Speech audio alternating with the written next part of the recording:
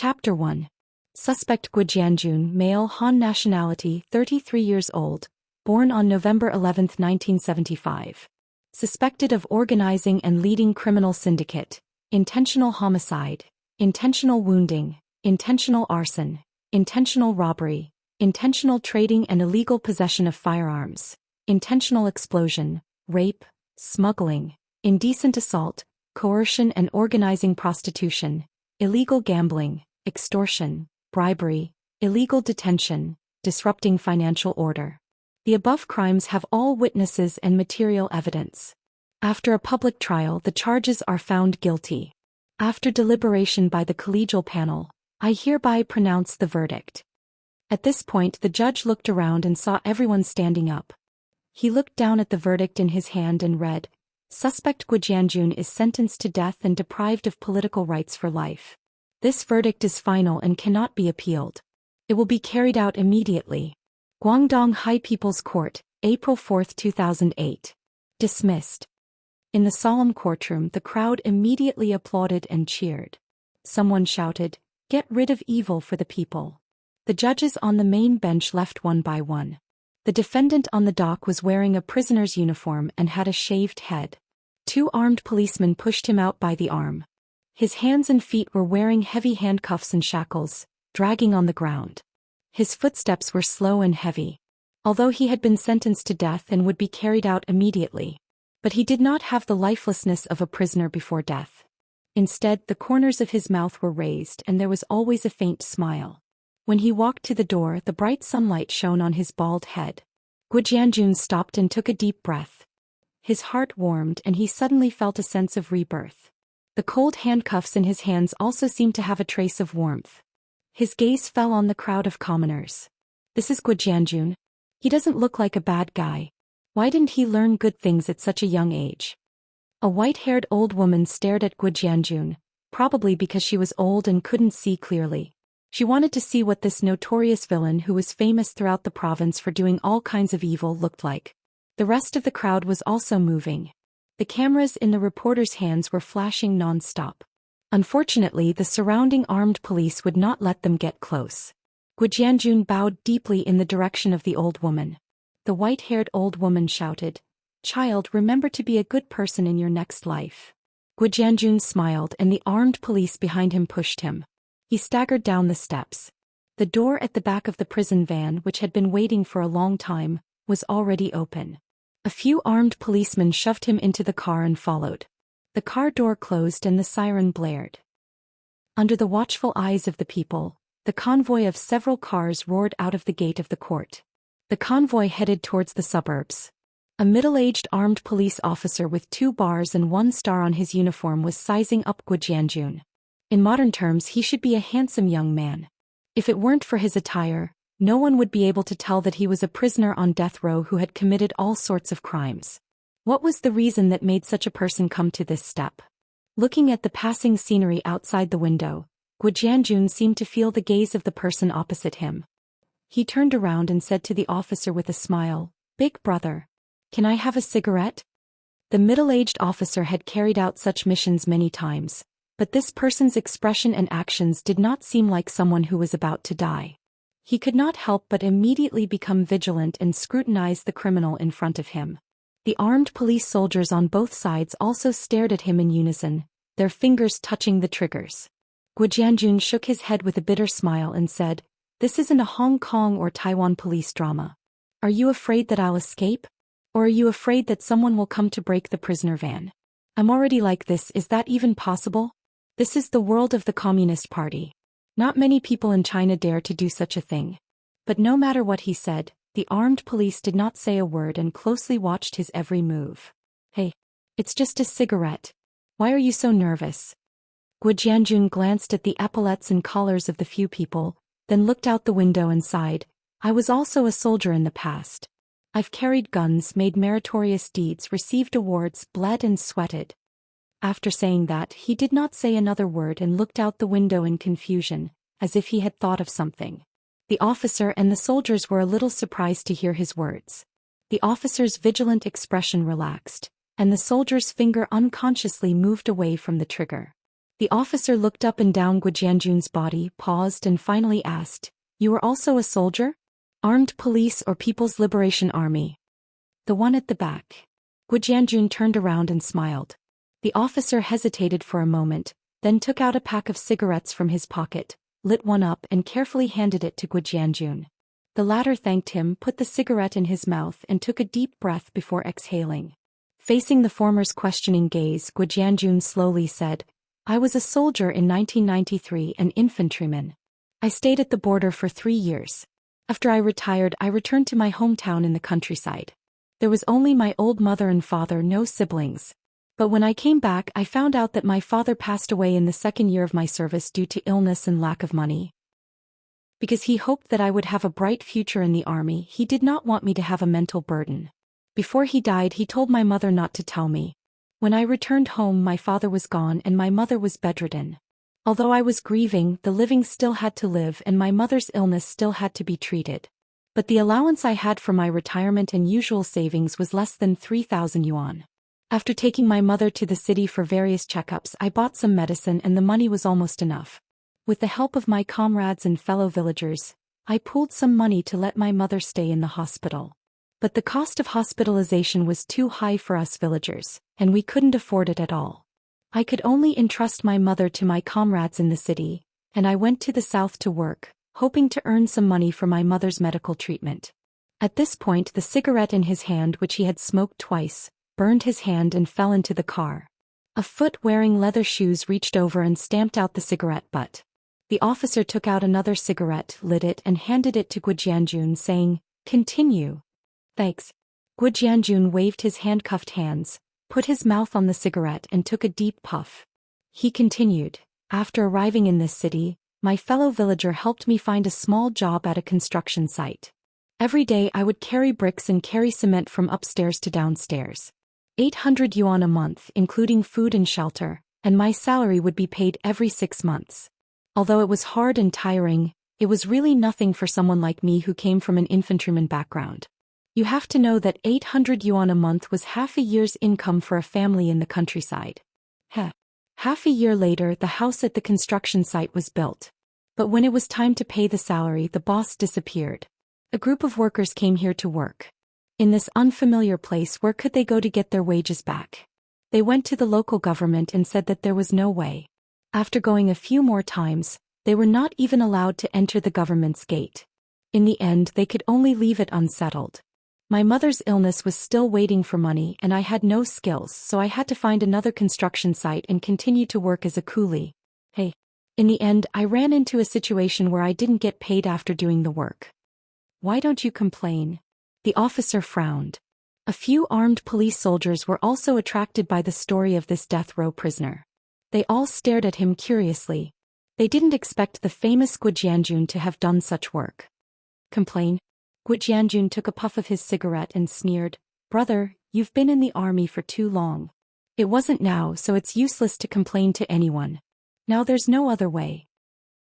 Even the country's prime minister came to ask for wages for the migrant workers, so there's the saying of complaining. In the past. I'll let you try it." The middle-aged officer looked a little embarrassed. He took the cigarette butt from the prisoner's hand, threw it down and stepped on it. He lit another cigarette and asked curtly, "What happened next?" "My mother's illness worsened and she urgently needed money for surgery. My comrade even sold his house in order to pay for my mother's treatment. Houses were cheap at that time. They sold it for tens of thousands of dollars. If it were sold now, the price would be 10 times higher. In the end, the money from selling the house was almost spent. I was also anxious. Just then I met the boss who owed me money. In the end, I didn't get paid and I was beaten up by a group of people. Dragging a body full of injuries, I also got angry. I contacted a few of my former comrades in arms and told them about the matter. I wanted to take revenge. They were indeed brothers who had gone through fire and water with me on the border. In the end, they all came. After discussing it, we kidnapped the boss and blackmailed him for $1 million. We also threatened the boss, saying that if he dared to report it, we would kill his whole family. The boss was also timid, so he really didn't report it," Gu Jianjun said with a smile. "How could a soldier do such a knowingly illegal thing?" The officer shook his head and said, Unfortunately, it was too late when I got the money. My mother didn't get the money and left. Gu Jianjun's voice became low. Suddenly, he looked at the officer and said agitatedly, "So what if I'm a soldier? If this was the anti-Japanese war era, I wouldn't hesitate to shed my blood for the country.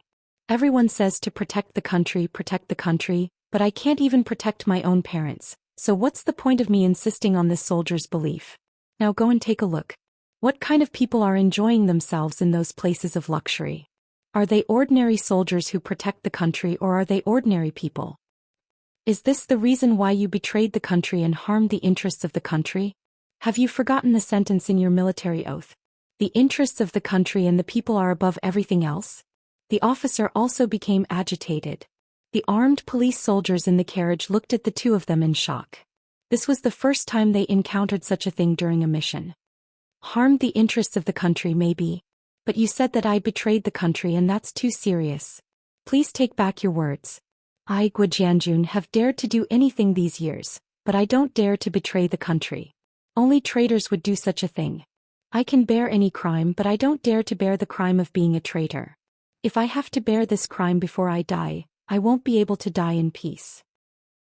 Gu Jianjun stared at the opposite side and sneered. The few armed police soldiers didn't understand what Gu Jianjun meant. The middle-aged officer's emotions calmed down. He stared at him thoughtfully for a while and said slowly, "Don't you regret coming to this point?" "Regret?" Gu Jianjun laughed and said, "Can one regret in life? Is there any use in regret? People who are in this line of work know that sooner or later, you will have to pay the price. It's just a matter of time. At most, you will be a good man again after 18 years. 18 years, a good man again?" The officer couldn't help but laugh and said, "Have you read too many Wuxia novels?"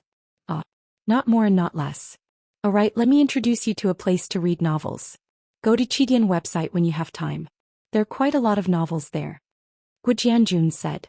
The middle-aged officer nodded and said with a smile, "Thank you. I'll take a look in the future."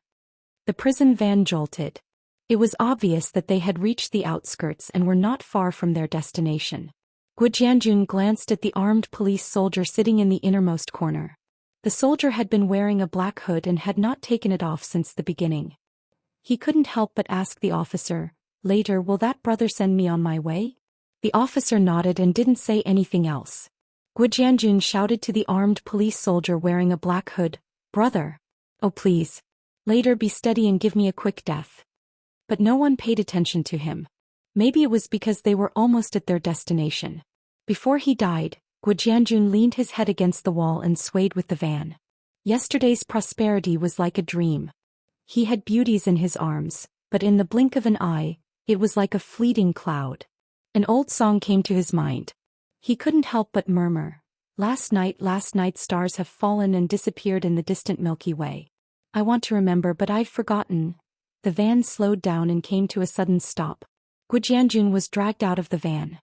He looked up at the sky that had become overcast with lightning and thunder. After the police and armed police negotiated, they pushed him to the designated place of execution. The executioner was loaded with bullets. The black muzzle was aimed at the prisoner and his finger was on the trigger. Just when he was about to pull the trigger, he heard a clap of thunder in the sky. Gu Jianjun, who had already closed his eyes, suddenly opened them. A purple bolt of lightning struck from above. He only felt his body go numb and gradually lost consciousness. Before his consciousness dissipated, he asked himself in his heart, "Do I really deserve to die? Do I deserve to be struck by lightning?" The death row prisoner's charred body instantly collapsed. The police and armed police were all stunned. After the commander came back to his senses, he called the forensic doctor over to check. After a while, the forensic doctor stood up and shook his head. "He's already dead." Standing in front of the blurry corpse, the commander looked at the camera in front of him. Fortunately, he had recorded it. Otherwise, he wouldn't be able to explain himself. He then took the executioner's gun and pressed it against the corpse's heart. Bang! He added another shot and muttered, "You were executed according to the law, not by lightning." Chapter 2. What is licking my face? Am I not dead? Gu Jianjun didn't believe in the underworld. The first thing he thought of was that he was not dead. He struggled to open his heavy eyelids. The sun was shining brightly through the branches at the top. It was dazzling. I'm really not dead. This was his thought when he opened his eyes. A big red tongue was swaying in front of him. He rolled his eyes. A dog's head was in front of him. It was a big yellow dog. The dog saw that he was awake and jumped up and down excitedly. Gujianjun was slightly stunned. Then he felt very weak. He struggled to support his body with his hands. Before he could sit up completely, his hands went soft and he fell down again. Damn. This is hunger. Gujianjun participated in field survival training in the army. He was very familiar with this feeling. But his body was so weak that he was not far from death. He was a little panicked. He just survived from the government and now he was starving to death. Damn. How long have I slept? Why am I so hungry? Gujianjun clearly knew that this situation meant that his body had reached a very dangerous state. A bowl of sugar water would be good. It could help him recover some of his strength quickly. But it was obviously impossible in the current situation. What should I do? I can't wait to die here. I need to eat something. Looking around, Gujianjun's head was about to explode, but he couldn't think of any way. The big yellow dog saw that he was not moving again. He panted and leaned over. I got it. It's very nutritious. It's a good thing to recover strength. With a goal, Gujianjun was ready to make his move. Survival was more important than anything else. He touched the ground with his hand and held a stone in his hand. The dog seemed to be very familiar with him, but Gujianjun didn't know it. In his mind he thought if you want to beat a dog you have to hit its nose. He had experience with this. He slowly put his hand around the dog's neck. The big yellow dog was not vigilant at all. It seemed to be quite happy and wagged its tail happily. Oh. Oh. Suddenly the big yellow dog screamed. Gujianjun gathered all his strength on the stone in his hand. It exploded on the dog's nose under his arm. He used up all his strength and fell down. The big yellow dog struggled for a long time after it broke free. It slowly lay on the ground and stopped breathing. It stared at the person in front of it as if it couldn't believe it. Gujianjun rested for a while, then crawled over with all his might. He wrapped his arms around the dog's neck and bit it. No matter how uncomfortable the dog fur was in his mouth, he didn't care. After biting the dog's neck with all his might, he sucked the fishy and salty liquid into his mouth and gulped it down. Gujianjun burped and sighed a breath of relief. He turned his body and used the big yellow dog's carcass as a pillow. Not long after the dog's blood reached his stomach, a wave of heat began to spread to his limbs and bones. He knew it was working. Gujianjun lay down and thought about what was going on. He quietly waited for his strength to recover. The scene of the execution was right in front of his eyes. It was as if he had been struck by lightning. However, he was lucky enough to not have been struck to death. But why was he here? There was no reason for the executioners to let him go just like that.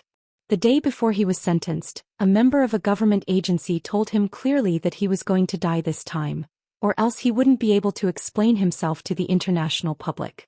After thinking about it, there was a suspicious possibility. He didn't know which Dao brother had robbed the execution ground, but he had the guts and spirit. Damn it, save me till the end. What the hell are you doing by leaving me here? I almost starved to death. However, he owed them a big favor. It didn't matter. It was a good thing that he survived. He still had a few $100 million in the Swiss bank.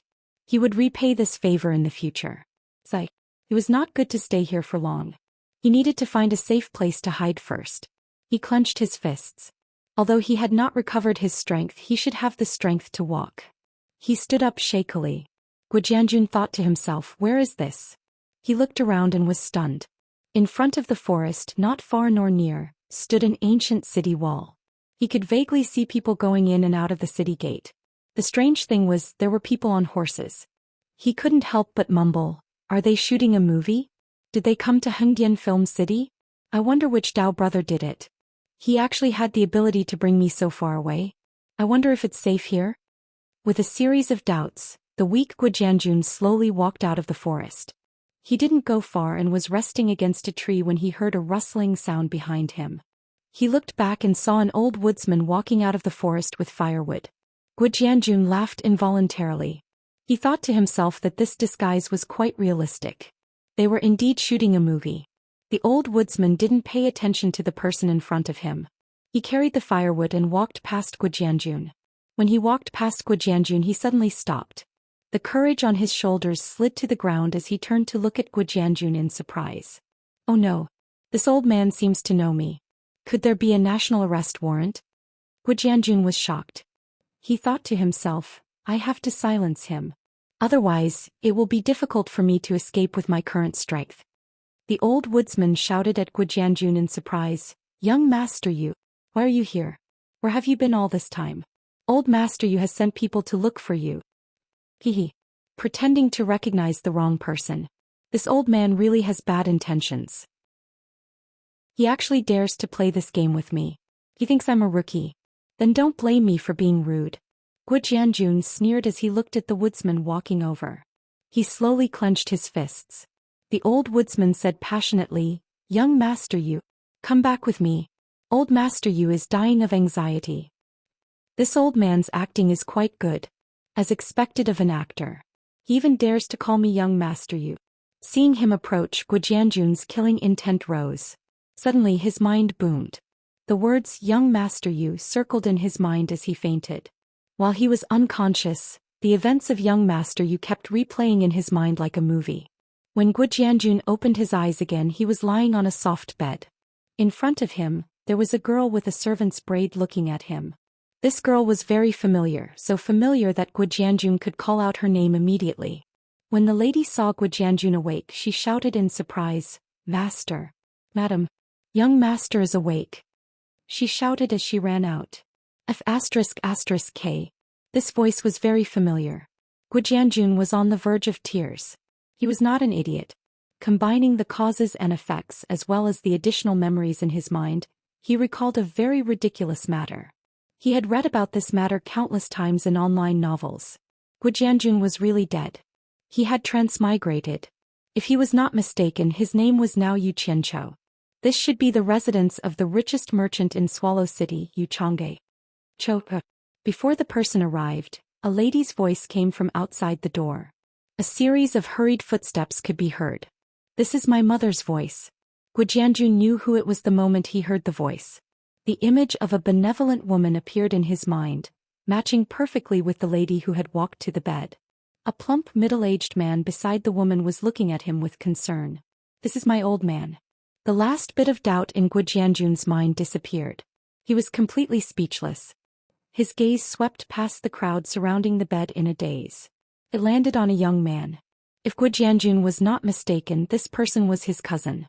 Recalling the scene in his mind, Gu Jianjun's eyes narrowed and a cold glint flashed across them. Chapter 3.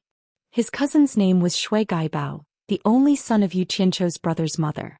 The Shui family was a wealthy family, and Yu Changge got rich by marrying the daughter of the Shui family. A few years ago, because the Shui family offended the government, they were destroyed. Their only son, Shui Gaibao, sought refuge with his aunt Shui Ernyang, who was Yu Qianqiu's mother. Regarding the arrival of this nephew, firstly, it was a close relative, and secondly, it was a form of gratitude to the family. Thus he treated Shui Gaibao as his own son. Half a month ago, Shui Gaibao invited his cousin Yu Qianqiu for an outing, but they ran into kidnappers. The former escaped and the latter was tied up. After Yu Qianqiu was caught by the kidnappers and brought to the village, he found out from a small leader that the kidnappers and his cousin had conspired to kidnap him. Yu Qianqiu, who was locked up in the village's horse pen, didn't believe it at first. It wasn't until he accidentally saw his cousin coming to the village that he believed it. He was lucky. On the day his cousin came to the village, a big yellow dog he raised followed his scent and found him. After biting off the rope that tied him up, the man and the dog ran away in the wild. Luckily, the big yellow dog knew the way, and after running for 3 days, they finally arrived at the outskirts of Swallow City. When they were almost home, the hungry young master Yu couldn't take it anymore and fainted on the ground. After Gu Jianjun died, for some unknown reason he possessed the body of the fainted Yu Qianqiu. When he woke up, he didn't recognize that dog. In the end, he killed it to save his life. It could be said that the big yellow dog saved his master's life twice. It was just that he was a little unwilling to die. Before he fainted, the young master couldn't understand why his cousin wanted to harm him. He couldn't understand, but it didn't mean that Gu Jianjun couldn't. The Yu family was the only son, and now that his only son was dead, the family's wealth naturally belonged to his nephew. Shui Baogai's face turned gloomy, but he hid it well and smiled kindly at Gu Jianjun. Wrong. He should be called Yu Qianqiu now.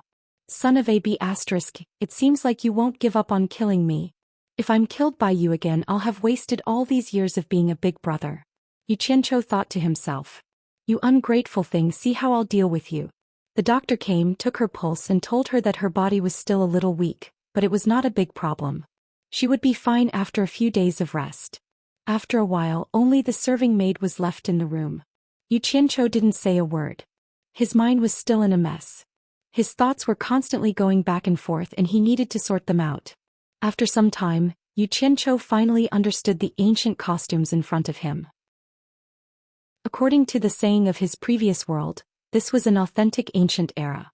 But apart from language, this ancient era did not belong to any dynasty that he knew of. He did not know what kind of place he had transmigrated to. He only knew that this place was called the Wuxia Empire. The meaning of the name was still acceptable according to his understanding in his previous world. In short, the customs here were no different from the ancient times of China in his previous world. Yu Qianqiu was amused. He had read many online transmigration novels in his previous world, and the protagonists were all doing well. Should he try to usurp the throne? If he really couldn't do it, ruling over the world was not a bad choice. But after thinking about it, he gave up. Politics was too scary and tiring. In his previous life he was lucky enough to come into contact with it, but he didn't play it well. He died here. From Yu Qianqiu's memories he was shocked to find out that there really were deities in this world. Moreover, it was something that everyone knew about and the person involved had even seen it before. There was a scene like this. One day he went out to play and came to a green mountain and clear water. He found a peerless beauty with a sword on her back washing her hair beside a mountain spring. When the beautiful lady saw Yu Qianqiu, she snorted coldly. She stood up gracefully. Her clothes were as white as snow. She unsheathed her sword and stepped on it, turning into a ray of light. That beautiful face lingered in Yu Qianqiu's mind for a long time. Now lying on the bed, Yu Qianqiu kept replaying that scene. He had to admit that the girl was too hot. He had seen many beauties in his previous life, and there were many with golden hair.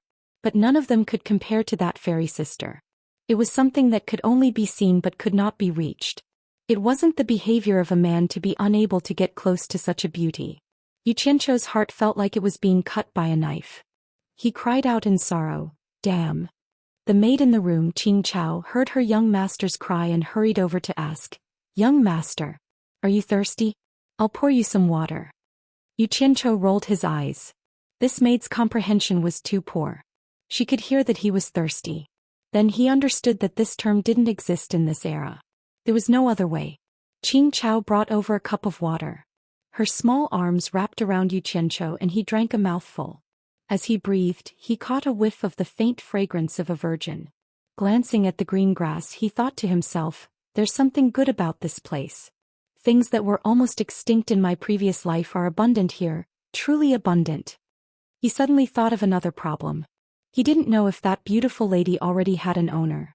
With such a beauty, there were probably many people who coveted her. It's over. The difference in status was too great. There was no hope for him. Sooner or later she would fall into someone else's hands. How could he let this happen? Zhao Wuqiu, who was lying on the bed with a dead look, was extremely anxious. He sat up abruptly. The maid Qing Chao was shocked. She hurried over to support him and asked, "Young master, what do you want to do?" She didn't know that her young master had already made up his mind to cultivate for the rest of his life. Sigh. Yu Qianqiu let out a long sigh and lay down. His heart was cold.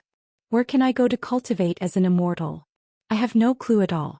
When I really become an immortal, the good cabbages will be taken by pigs. Do you expect people to wait for you to compete for the cabbages placed in a pig's nest? Let's see who can take it first.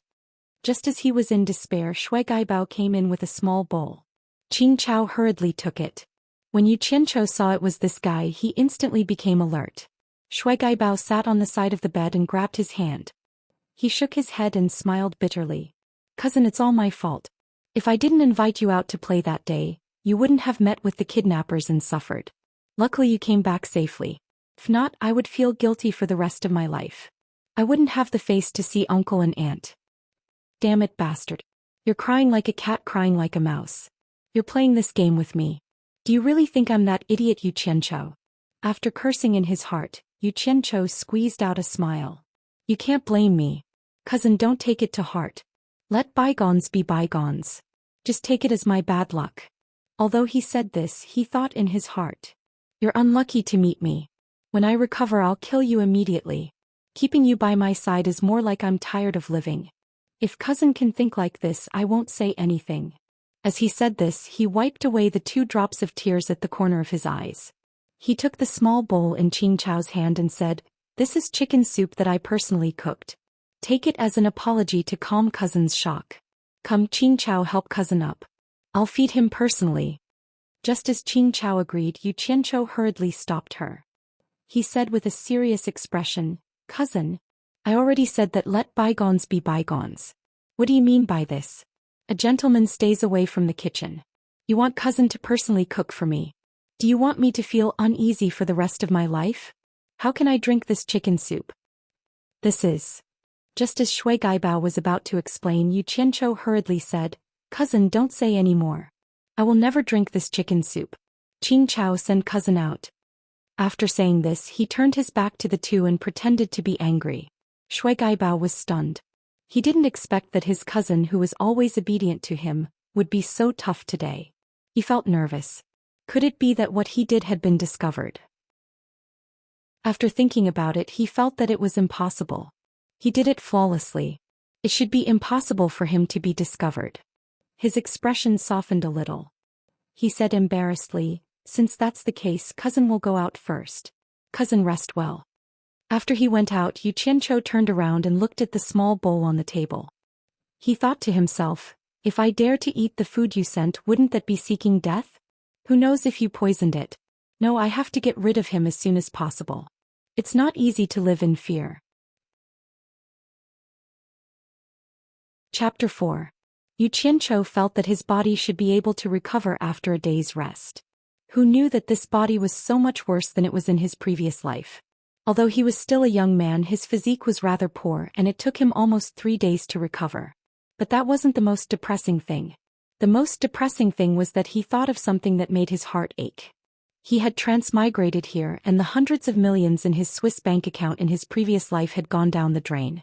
According to his calculations, his wealth in his previous life was more than 10 times that of the Yu family. The more he thought about it, the more his heart ached and he couldn't eat or drink for a few days. In the end, he had no choice. Even if he hadn't transmigrated here, he would still have been executed. The most tragic thing in life was when a child wanted to be raised, but his parents weren't around. Guo Jianjun's parents died young and he couldn't fulfill his filial duties. Now it had become Yu Qianchou. Many times a day his parents showed great concern for him. Soon his heart, which was hurt from losing a large sum of money, was healed. Facing the 2 elders, he treated them as his own parents from the bottom of his heart. Yu Qianchou, who was strolling in the Yu family's garden, thought about many things. The education he had received in his previous life made him feel an invisible pressure when facing the country and its people. No matter how outrageous some things were, there was still a bottom line that he didn't dare to cross. But it was different now. There was no relationship between here and there. Bosque, no, it should be young Master Yu had made up his mind to do whatever he wanted here. Right now all he could think of was how he could get rid of Shui Gaibao. He couldn't think of a proper solution even though he had a headache thinking about it. His biggest concern was his parents, especially his mother who treasured the only child of the Shui family. Flowers were in full bloom in the garden. Yu Qianchou thought about it a few times, but he still couldn't come up with a good idea. Looking at a golden chrysanthemum, young Master Yu stared at it for a long time, until he let out a deep breath and reached out to pluck the chrysanthemum. He put it under his nose and sniffed the fragrance. He narrowed his eyes and murmured, "Indecisiveness leads to chaos. Damn it. For the past few days, I've been living in fear even when I'm eating and drinking. If this goes on, even if I don't get killed by him, I'll scare myself to death. I'm about to have a nervous breakdown. Wasn't he the only son of the Shui family? I'm the only son of the Yu family. Why should I have to suffer like this? You can do it, but I can't." After Yu Qianchou left, the garden was quiet. On the clean stone path, there was only a crushed chrysanthemum. Shui Gaibao was quite happy. His cousin had been lukewarm to him for the past few days, but today he actually asked him to drink wine and admire the moon in the backyard. She had always thought that she had been exposed by Yu Qianqiu previously, causing her to feel uneasy. It seemed like she had been worrying too much. After the defeat of the Shui family, he sought refuge with his aunt. As a member of the Yu clan, they had never treated him unfairly. But the days of living under someone else's roof made him, who was used to being a young master, feel uncomfortable, as if needles were pricking his back. His aunt had given him quite a bit of pocket money, but compared to the extravagant spending at home, it was still a little hard to make ends meet. With young Master Yu suppressing him, it was not up to him, young Master Shui, to point fingers here. Over time, hatred was buried in his heart. Once, drinking alone in a restaurant, he grumbled after getting drunk. "Yu Chang'e, if not for my Shui clan, you wouldn't be where you are today. But you only give me 100 taels of silver every month, how ungrateful." His words fell into the ears of a person at the next table. This person was a bandit leader of the Octagon village. After knowing that Shui Gaibao was the nephew of the richest man in Swallow City, Yu Chang'e, he wanted to befriend him. In the end, the two hit it off. After that, they decided to kidnap Yu Qianqiu and blackmail Yu Chang'e, intending to kill him after getting the money. This way, the Octagon village could get the money, and Shui Gaibao could inherit the Yu clan's assets. However, to their surprise, even though they had kidnapped Yu Qianqiu, he managed to escape. After that, they saw Yu Qianqiu being sent home. Afraid that the matter would be exposed, Shui Gaibao wanted to kill him again. But his uncle Yu Chang'e had sent people to guard him day and night, so he never had a chance to make a move. He was originally quite worried, but today his cousin came to invite him to drink and admire the moon with a smile. His heart was finally at ease. His cousin obviously did not know that the matter was related to him. It was good that he did not know. He would find a chance next time. After the servant girl helped him tidy up his clothes, Shui Gaibao happily went to the banquet. On the stone table in the garden, food and wine were prepared. Yu Qianqiu guarded a lantern, waiting alone. The candlelight flickered, shining on his face. His fingers were lightly tapping on the stone table when the sound of footsteps could be heard. Yu Qianqiu's cold eyes swept towards the entrance of the garden, his face changing into an eager smile. "Cousin, you made me wait for a long time." Yu Qianqiu stood up with a smile. Shui Gaibao walked over and pointed at himself, saying, "My clothes are not neat, how can I come to cousin's date? We are a family, there is no need to care so much. Cousin, sit." Yu Qianqiu invited him to sit, picking up the wine jug to pour wine for him. As he raised his hand, he accidentally touched the lantern on the table. The lantern fell to the ground, the flame extinguishing, and it was instantly dark. Yu Qianqiu said, "Look at how clumsy I am." "Cousin, don't rush, just light it up again, I will pick it up." Shui Gaibao finished laughing and bent down to pick it up. Just as he stood up, he saw a black shadow smash towards him. Shui Gaibao grunted and fell down. Under the moonlight, Yu Qianqiu held a rod, going around the stone table, holding the rod with both hands, smashing the head of the person on the ground. After a while, he finally stopped moving and kicked the floor, saying, "Damn it! I can't be bothered to talk to you, I'm afraid you won't die." The candlelight was lit up again, and young Master Yu took the lantern and shone it at the mangled corpse on the ground, then poked it with the rod. Seeing that it was dead, he nodded. Putting the lantern back on the table, he poured a cup of wine and drank it in one gulp, smacking his lips, saying, "Finally rid of this scourge, I can sleep in peace. Nice. Old Master will have to worry about the rest. I don't believe he will send me, his only son, to the authorities." With that said, he picked up the rod and walked away, muttering. One could faintly hear him saying, "Fuck. I can't even find a suitable weapon in such a huge residence, forcing me to find such a thick rod from the firewood pile." Young Master Yu carried the rod to the kitchen, threw it into the stove and left. He went around to the entrance, found a corner and squatted down. After squatting for a while, Yu Qianqiu felt that something was missing, touched his chest and was stunned. He sighed, "I have to quit even if I don't want to, damn it. Where am I going to find cigarettes to smoke?" The door opened and Yu Chang'e, who had just finished socializing, returned with 2 attendants. He had just taken a few steps when he suddenly heard someone shout, "Father!" It was his son's voice. Yu Chang'e was stunned and he turned to see Yu Qianqiu squatting in the shadow of the corner. He couldn't help but frown, saying, Cho, why are you squatting here? You just recovered, be careful not to catch a cold. Father, I have something to tell you. Yu Qiancho walked over slowly.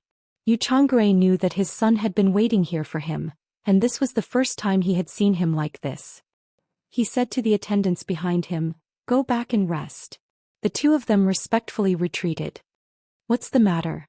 Yu Changre asked in a loving tone. Yu Qiancho said, "Father, follow me." The former did not ask any more questions and followed his son to the garden. Yu Qiancho picked up the lantern on the stone table and it illuminated the corpse on the ground. Yu Changre looked in the direction of the candlelight, and the person lying on the ground was badly mutilated, and his head was smashed into a pulp. He could no longer tell who it was.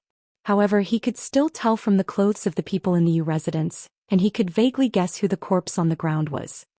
He frowned slightly and said, "It's your cousin?" Yu Qiancho nodded and observed his father's expression. Seeing that his father did not have much of a reaction, he thought to himself, "I was right. For a business to be this big, how could it be simple?" Yu Chang'e sat down on the stone bench, stared at his son and asked, "Why did you do this? Did he have anything to do with your previous kidnapping?" His son did not directly answer him and only filled up the wine cup in front of his father, saying, "The wine and dishes are clean, no one touched them." After saying that, he filled up his own cup, sat down, and after drinking a cup he slowly told his father what had happened. The more Yu Qiancho spoke, the darker Yu Changgue's face became. When the former finished, the latter slammed the table and said angrily, "As expected, it's this unruly bastard. He actually wants to end our Yu family's line. I have long suspected that it was him.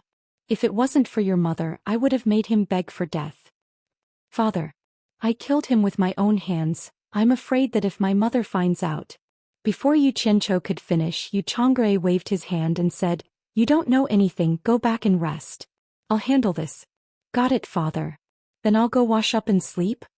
Yu Qiancho asked, and his father nodded. Seeing his son leave indifferently, Yu Changre was slightly surprised. He did not expect his son to kill someone with his own hands, and even more so, he did not expect his son to be so calm. He knew how much mental fortitude was required to do this. It seemed like he had been stimulated by this kidnapping, but now it seemed like it was not a bad thing. At least it was better than being a muddle-headed young master. After drinking a cup of wine, he sighed, "My Yu family finally has a successor. I haven't been a big brother for many years. I don't like the cold bedside. Don't force me to miss. Don't force me to cry, I'll fall out." After getting rid of the worry in his heart, Yu Qiancho lay on the bed, crossed his legs and hummed a song and slowly fell asleep. Chapter 5.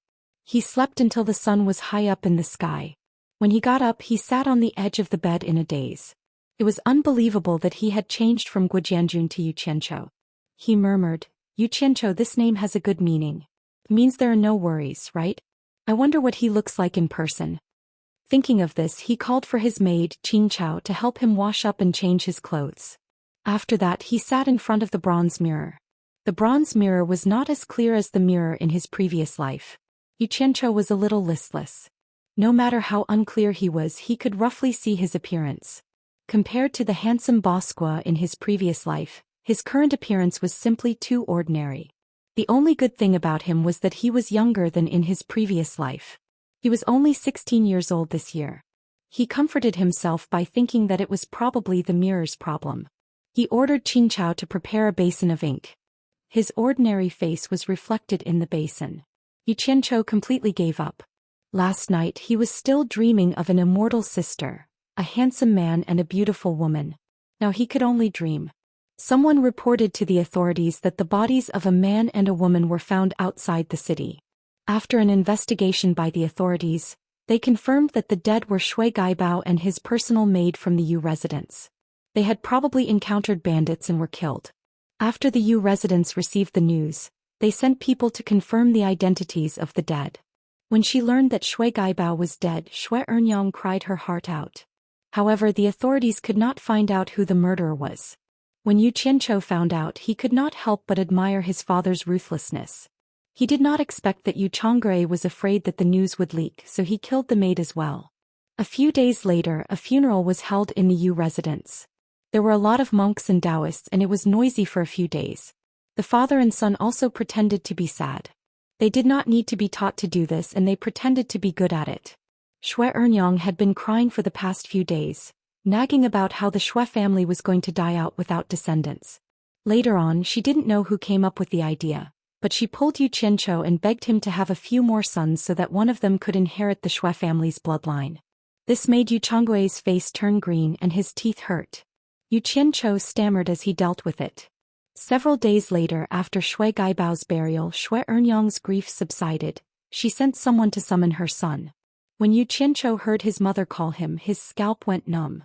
These few days he had been scared by his mother's crying. He even regretted killing Xue Gaibao back then. His father was smart and found an excuse to hide outside. Seeing that his mother had stopped crying, Yu Qianzhou heaved a sigh of relief and sat down obediently.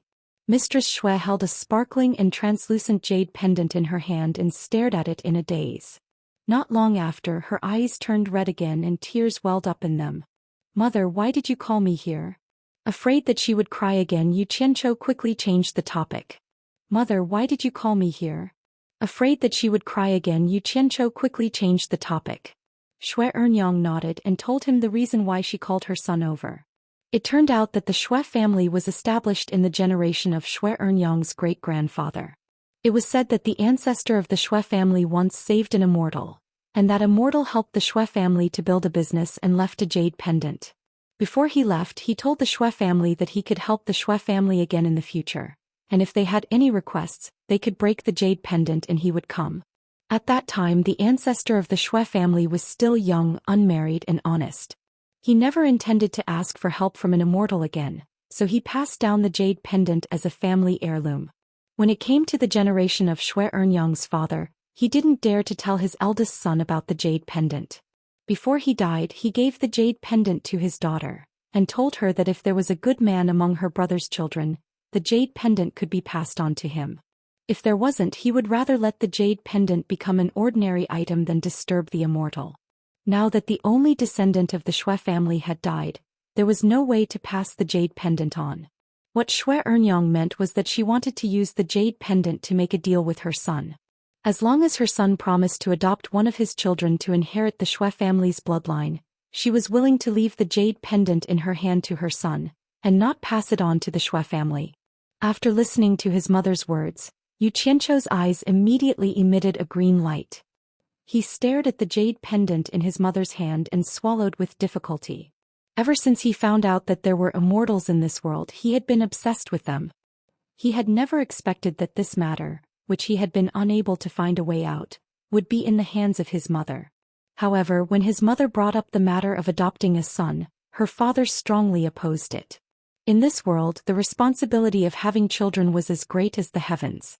The Yu family didn't have a lot of people to begin with, and for 3 consecutive generations they only had one son. When Yu Qianzhou went missing, Yu Changgui was so anxious that his mouth grew a circle of blisters. If his son really had a promising future and could have 1 or 2 more children, he would be overjoyed. How could he bear to let someone else adopt a son? At that time he had flatly rejected the idea. "Can I make the decision on this matter?" Thinking of this, Yu Qianzhou embarrassedly said, "Mother, why don't you ask father? I'm afraid I can't make the decision on this matter." "This child, you can talk things through with your father. What else do I need to say to you? I'm telling you all this because I want you to beg your father. Your father has always been obedient to you, so it's better for you to beg him." Xue Ernyang said angrily. "Heh. She even used a roundabout way to save the country." Yu Qianzhou laughed in his heart and said, "Mother, why don't you let father know about the jade pendant? Maybe father will agree." Xue Ernyang clenched her teeth and said, "Why didn't I tell him? He didn't agree that day. That night I told him about the jade pendant. That dead man is stubborn, he just won't agree." Hehe. Yu Qianzhou scratched his head and laughed awkwardly. "If father doesn't agree, then there's nothing I can do." Who knew that as soon as he finished speaking, Xue Ernyang's tears would immediately fall. Faster, thief. It's happening again. Yu Qianzhou's scalp went numb. He quickly begged for mercy. "Mother, don't cry. I'll go and beg father, okay?" "Really?" Xue Ernyang asked while wiping her tears. Yu Qianzhou didn't dare to say anything else. He nodded his head vigorously and agreed. 2 days later in the backyard, the father and son sat in front of a stone table. "Father, immortals, you won't agree to such a good thing? Isn't it just adopting a son? When the time comes, our son will have 7 or 8 children and you can choose as you please." Yu Qianzhou said anxiously. "Bastard. How can the Yu clan's descendant be adopted by someone else? If word of this gets out, where do you want me to put my old face? After I die, how will I face my ancestors?" Yu Changui was furious. This old fellow was so stubborn that his mouth was about to break from all the friction. Yu Qianzhou cursed in his heart. He made it clear, "I want the jade pendant in mother's hands." "Fool!" Yu Changui scolded. He stood up and pointed at his son, scolding, "If you don't agree now, are you afraid that the jade pendant will run away? After we are husband and wife, everything in the Yu clan will be yours. Do you still need to use your own son to exchange for it?" "Fool!" Yu Qianzhou was stunned. He finally knew what his father was planning. He thought to himself, ruthless. This old fellow wants to eat everything.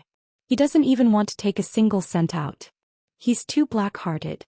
After standing up, he said in a deep voice, "Father, I want to cultivate." Yu Changui was startled.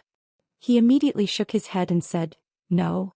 Although cultivating is good, I've never heard of an immortal being able to carry on the family line. My Yu clan only has one son. If you leave, who will carry on the family line for my Yu clan?" So this was what the old fellow was worried about. It seemed that in the online novels he read in his previous life, immortals were able to have children. Yu Qianzhou's thoughts turned and he had an idea. Thus he made up a story about a chance encounter with an immortal. From their mouths he found out that not only could immortals carry on the family line, but they also had the story of a cultivation clan that had been passed down for thousands of years. In short, Yu Changui was dumbfounded. Finally Yu Qianzhou asked, "Father, don't you want my Yu clan to become an immortal cultivation clan that will exist forever?" Yu Changui didn't think that his son would lie to him. To be able to describe the matters of immortal cultivation so vividly, it couldn't be a lie. How could an ordinary person know about this? He couldn't help but ask in surprise, "Is my son telling the truth? You really didn't lie to me?" Yu Qianzhou knew that his father was moved.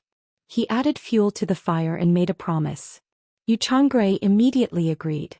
The two of them immediately went to find Xianxia. "I'm rich. I'm rich."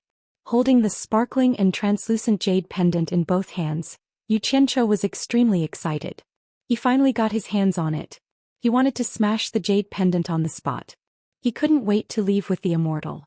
Damn it, that's an immortal. It doesn't matter if I lose a few 100 million in UBS. Even if it's a few 100 million, I won't even look at it. If it wasn't for Yu Changui pulling him to take a bath and burn incense to pay respect to the immortal, he would have really done it. At first, when Xianxia heard that her son was going to leave with the immortal, she didn't want to inherit the Shui clan's bloodline anymore. She refused to hand over the jade pendant no matter what. But how could she resist this father and son who had the same opinion? One old and one young, one coaxed and deceived. After a lot of effort, they finally got the jade pendant. In the back garden, an incense table was set up. After taking a bath, Yu Qianzhou knelt there, excited and nervous. He held the jade pendant and trembled non-stop. At the last moment he was worried about personal gains and losses. One moment he was thinking about whether the jade pendant was really useful. The next moment he was thinking about whether the immortal would take him away when he came. All kinds of strange thoughts came to his mind.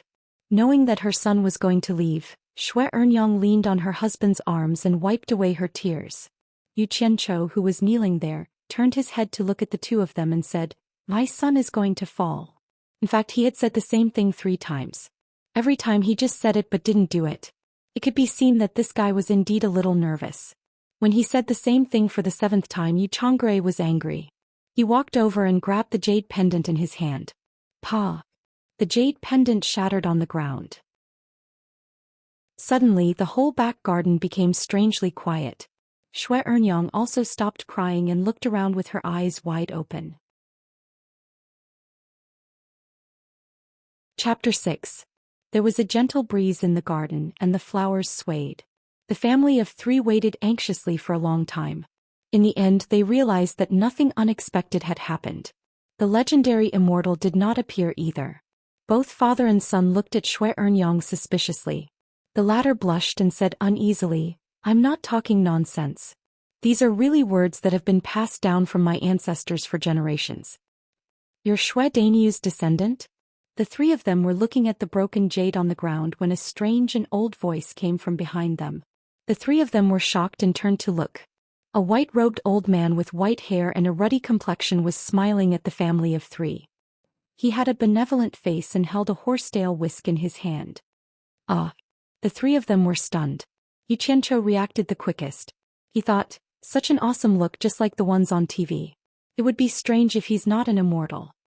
He knelt down first. With their son taking the lead, the husband and wife also knelt down without a word. Shui Ernyang replied, Shui Ernyang is my great-grandfather. Since you're the descendant of an old friend, there's no need to be so polite. Get up, the old man said with a smile. After the three of them stood up, the old man asked again, May I know why you called me here? The family of three looked at each other not knowing what to say. Xianxia clenched his teeth and knelt down. I want to ask old immortal to take me as your disciple and bring me to cultivate. Get up and talk. The old man raised his hand and said. Xianxia thought, damn it. You haven't agreed yet. Can I get up now? It seems that people in the past had to kneel until the other party agreed to take them as their master. The old man looked at him meaningfully. Xianxia's heart skipped a beat. He thought, it can't be. Could it be that he can tell what I'm thinking? The celestial paced around and sighed. Shui Dainyu has done me a favor. When I left back then, I divined that his descendants would have no descendants, so I left this psychic jade pendant behind. I wanted to help Shui family resolve this disaster to repay his kindness. Now it seems, sigh. He shook his head and looked at Xianxia before continuing. Young man, I'm not belittling you, but your physique is extremely poor. Immortal cultivation is not suitable for you at all. Even if I bring you back to the mountain, you won't have any future to speak of. You have to think carefully. Why don't you change your request? When Yu Changge and his wife heard the old immortal's words, they deeply agreed and looked at their son worriedly. Holy shit. The old man spouted so much nonsense.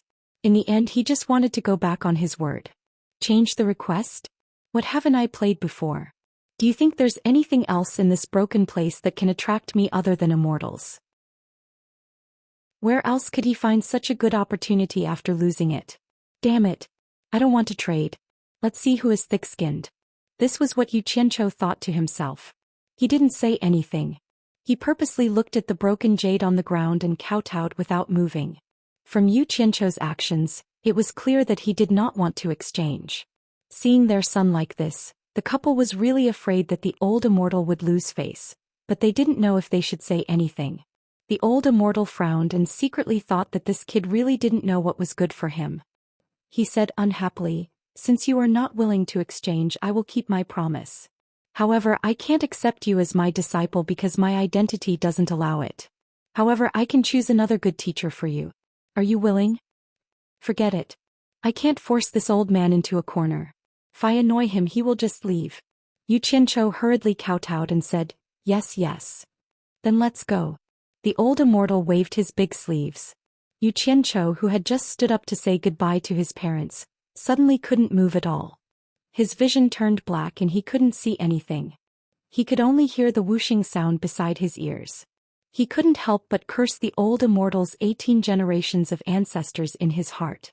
The couple in the garden saw the two people suddenly disappear in front of them. After a moment of shock, they also knew that their son had been taken away by the old immortal. On Guangsung on Qingguang Mountain. There are traces of immortals in the depths of the clouds. The human world is blessed with boundless happiness.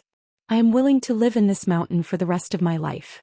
Qingguang Mountain was about 3,000 feet high. It covered an area of several thousand miles. The mountain was steep and the forest was dense at the foot of the mountain. Wild beasts roamed everywhere. It was a place that was rarely visited by humans. What the world didn't know was that there was another scenery at the top of the mountain. Ong Kwangtsung, who had extraordinary strength in the cultivation world, was at the top of the mountain. A ray of light streaked across and landed in front of Ong Kwangtsung's mountain gate. Xianxia's whole body relaxed. His eyes lit up. He could finally see after holding it in for a long time. After asking around, he had already reached the top of the mountain. Halfway up the mountain, there was a sea of clouds and fog. The whole mountain top was shrouded in a layer of hazy green light. Yu Qianzhou thought, what a paradise on earth. It really is like the place where the immortals live. Follow me. The old immortal beside him lightly shouted. Young master Yu hurriedly followed. When the two boys guarding the mountain gate saw the old immortal, they bowed together and said, Greetings, sect master. The old immortal nodded. Yu Qianzhou got a fright. His little heart thumped and he thought, my God, it's the sect master. Incredible. So this old guy is also a gang leader. He was in the same line as me in my previous life. We're both bosses. He hurriedly followed. Along the way many people bowed to the old immortal. Yu Qianzhou then came to a big hall. The big hall was made of wood and stone. It was spacious and majestic. The kid muttered in his heart, if this place was developed as a tourist attraction in my previous life, with the unique natural environment and scenery, I would definitely make a fortune. The mountain is too high. The first thing to do is to build a cable car at the top of the mountain. After Yu Qianzhou followed the old immortal into the big hall, many old men stood up from the praying mats and bowed. Sect Master Xianxia. The old man smiled to the two sides and walked straight to the praying mat in the center and sat down. Yu Qianzhou obediently stood by his side. The others also sat down, but they all stared at Yu Qianzhou and sized him up. The old immortal smiled and explained, 800 years ago, I owed someone a favor of saving my life in Swallow City. Today his descendant begged me to join Zhou to cultivate. In order to repay this favor I can only bring this young man up the mountain. To be honest, his physique is extremely poor. He's not suitable for cultivation at all. I wonder which junior brother is willing to give me face and accept him. Just treat him as an errand boy. Faster thief. Old fart, you're talking about me like this. So many people aren't giving me any face at all. You actually want me to do errand boy? Just you wait. One day I'll tear apart your bullsh asterisk Tiang Kuang. Yu Qianzhou kept cursing in his heart, but he didn't dare to show it on his face. He knew that he had to lower his head when he was under someone else's eaves. However, looking at the group of old men in the big hall, it seemed that not many of them liked him. No one was willing to accept him as a disciple. After holding it in for a long time, a sloppy old man sitting at the very back stood up and said, Then follow me. I don't have a disciple anyway. The sect master, whose face had gradually darkened, smiled and said, It's been hard on junior brother. Quickly go and acknowledge him as your master.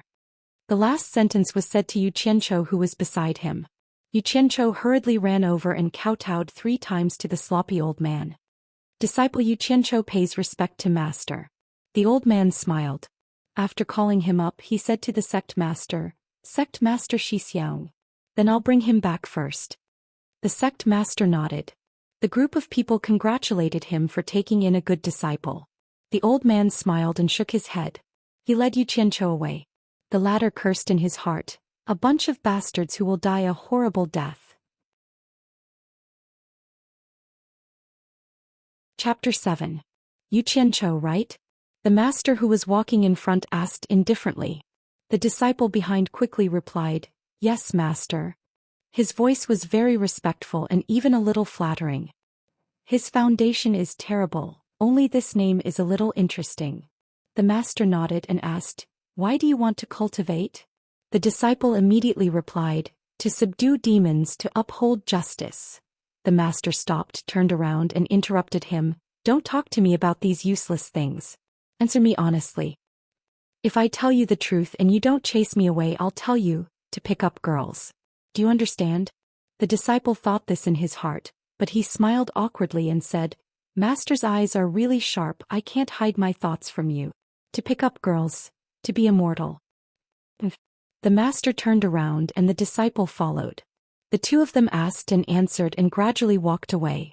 From the master's words, Yu Qianzhou more or less understood Zhou. The master's name was Xianxia, an 8th generation disciple, and was of the same generation as sect master Lu Chongqing.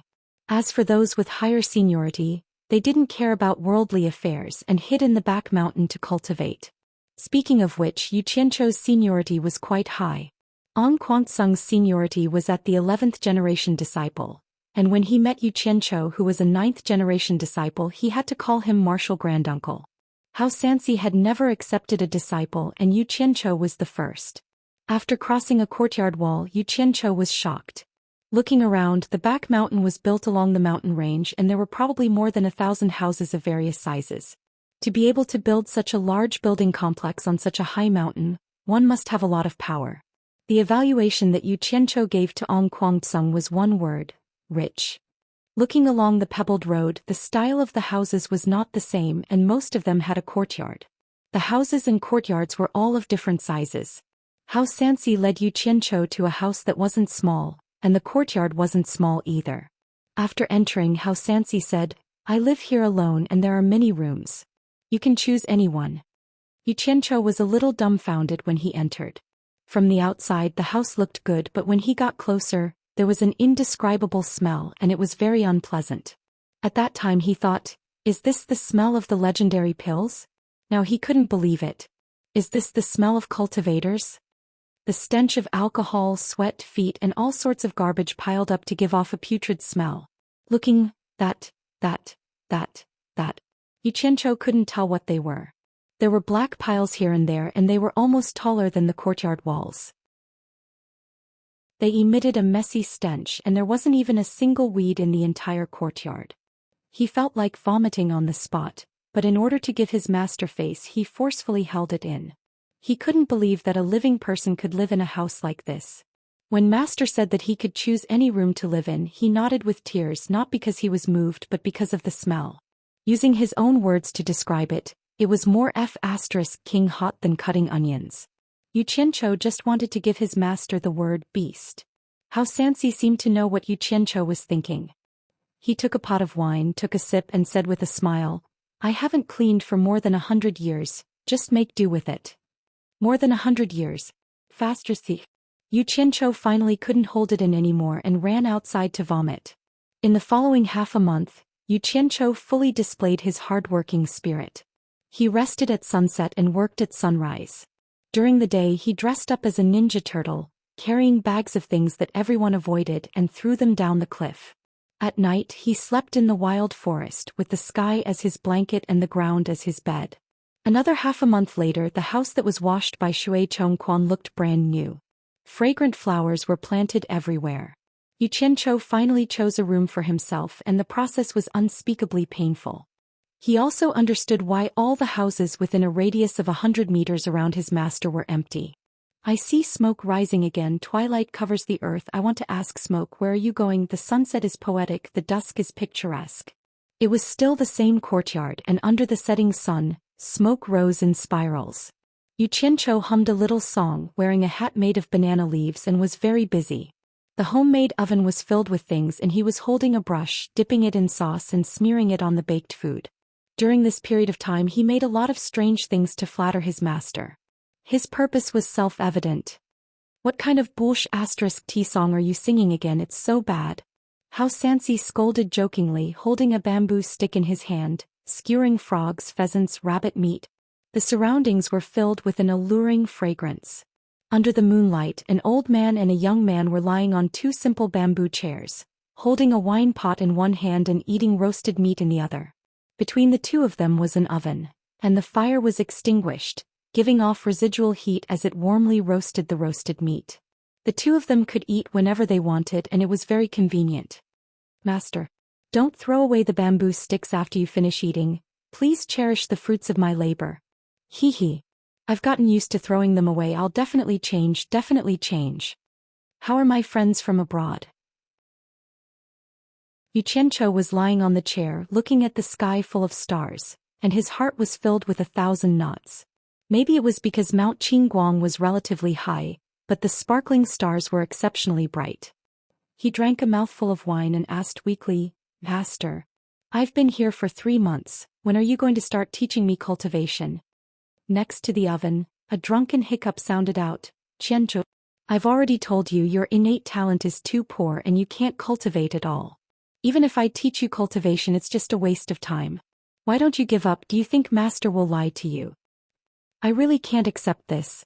I came with a heart full of enthusiasm, but now it has turned into a heart full of grief and indignation.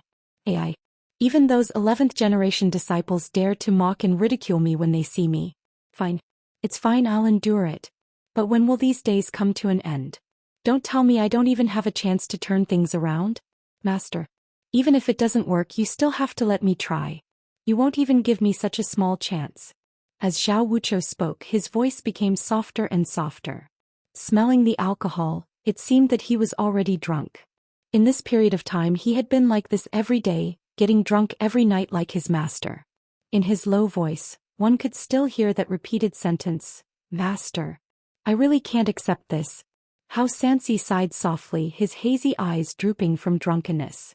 The two master and disciple started snoring under the bright starlight. When the flat ground slightly turned white, the clouds floating halfway up Mount Qingguang had already been dyed golden by the sun that had just jumped out of the horizon. The clouds swallowed up the fog and the clouds were overflowing with multicolored light. The peak of Mount Qingguang was the first to be sprinkled with a golden color. Lying on the bamboo chair, Yu Qianchou, who was dreaming of meeting his fairy sister, felt his chest shake as if he had been hit by something. He raised his hand to block the golden color that illuminated all things. Just as he sat up, something fell from his body. Needless to say, it was definitely Master who hit him. He stretched and casually picked it up. It was a book. On the blue cover, the words "Mysterious Heaven's Skill" were written. Yu Qianchou glanced at it and didn't pay much attention to it. Just as he was about to throw it to the side, he was suddenly startled and looked at it in disbelief. At the bottom corner of the cover, there were two small words: elementary. Wow! Yu Qianchou jumped happily. The book in his hand was the elementary skill of Ong Kwangtsung, Mysterious Heaven's Skill. He had long heard of it, but it was a pity that he had never had the chance. After being happy, he tightly hugged it to his chest. Turning around, Master Xianxia was looking at him with a smile. Yu Qianchou suddenly felt that this old fellow was too cute, and he was so excited that he couldn't speak. Xianxia laughed heartily as he returned to the house and lightly said, "Although I haven't taught you anything, I know that you have been preparing for cultivation these few months. I believe that you should be able to understand this book, so you don't need me to teach you anymore. If there's anything you don't understand, you can come and find me at any time." Yu Qianchou hugged the book and tears welled up in his eyes. He raised his hand to wipe them away and knelt down with a plop and kowtowed 3 times. In life, what could be happier than tasting one's desire? He kowtowed 3 times with sincerity, and in his heart he really regarded Xianxia as his master. Yu Qianchou stayed in his own room for almost a month, and he had already memorized the Qi refinement entry-level cultivation method by heart. Unless he was hungry, he almost never stepped out of the courtyard. Xianxia, who often pestered him for food, also didn't disturb him.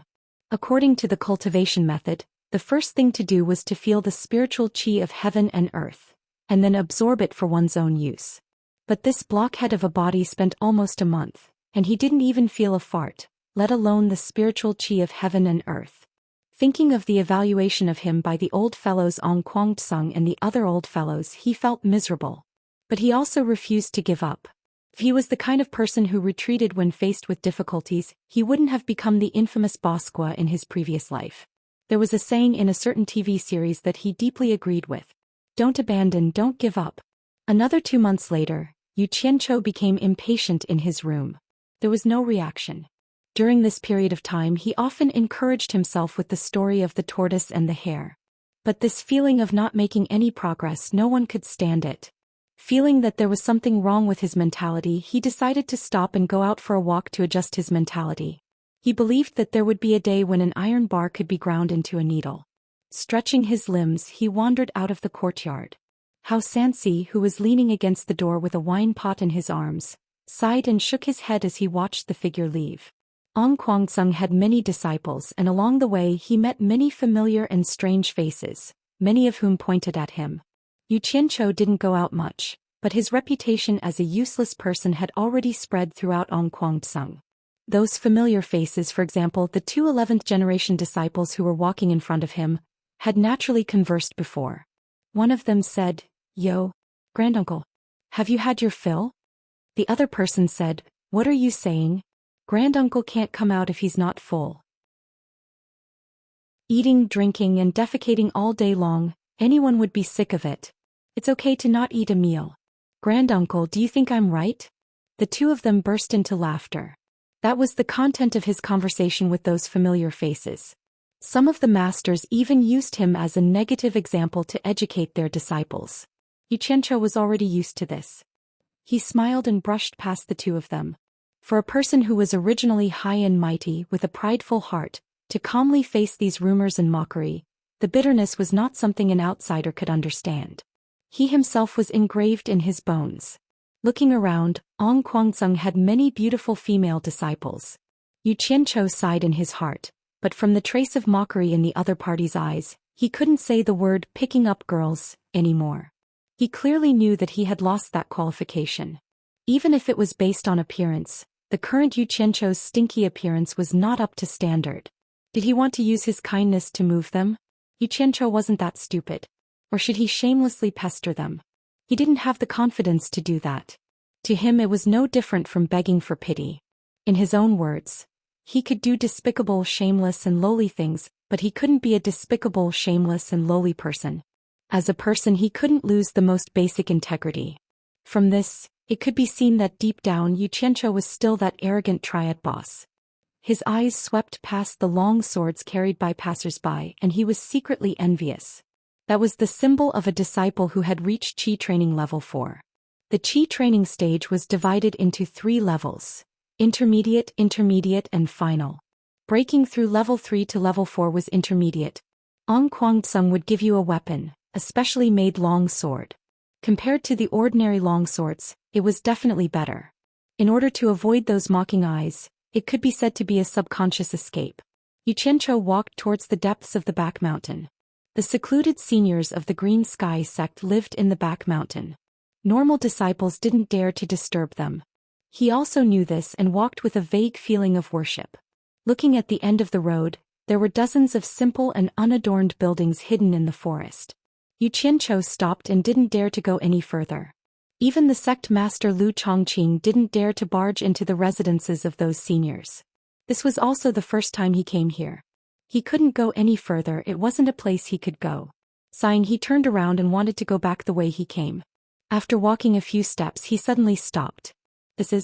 There seemed to be a deserted path in the forest beside him, extending down the mountain. He didn't know where it led to. If he didn't look carefully he really wouldn't be able to see it. He could vaguely see that there used to be a path. Xianxia hesitated a little but still decided to go over and take a look. Stepping on the wild road that was densely covered with thorns, he carefully went over. He walked all the way down the mountain. After walking for about an hour, stone steps suddenly appeared under his feet. The gaps of the stone steps were full of weeds, almost completely covering it. The road was winding and he didn't know where it led. The surrounding trees were dense and gloomy. Xianxia had the thought of going back, but after walking for such a long time he couldn't help but have a trace of curiosity and continued to walk. After a cup of tea's time he heard the sound of water flowing and he couldn't help but quicken his pace. Suddenly his eyes opened up and he had already reached the end of the road. A wave of mist rushed over and what came into view was a waterfall, flowing straight down from the cliff. Below was a pool that was washed out by the waterfall day and night. Around the pool between the mountain caves, it was obvious that it was artificially dug out.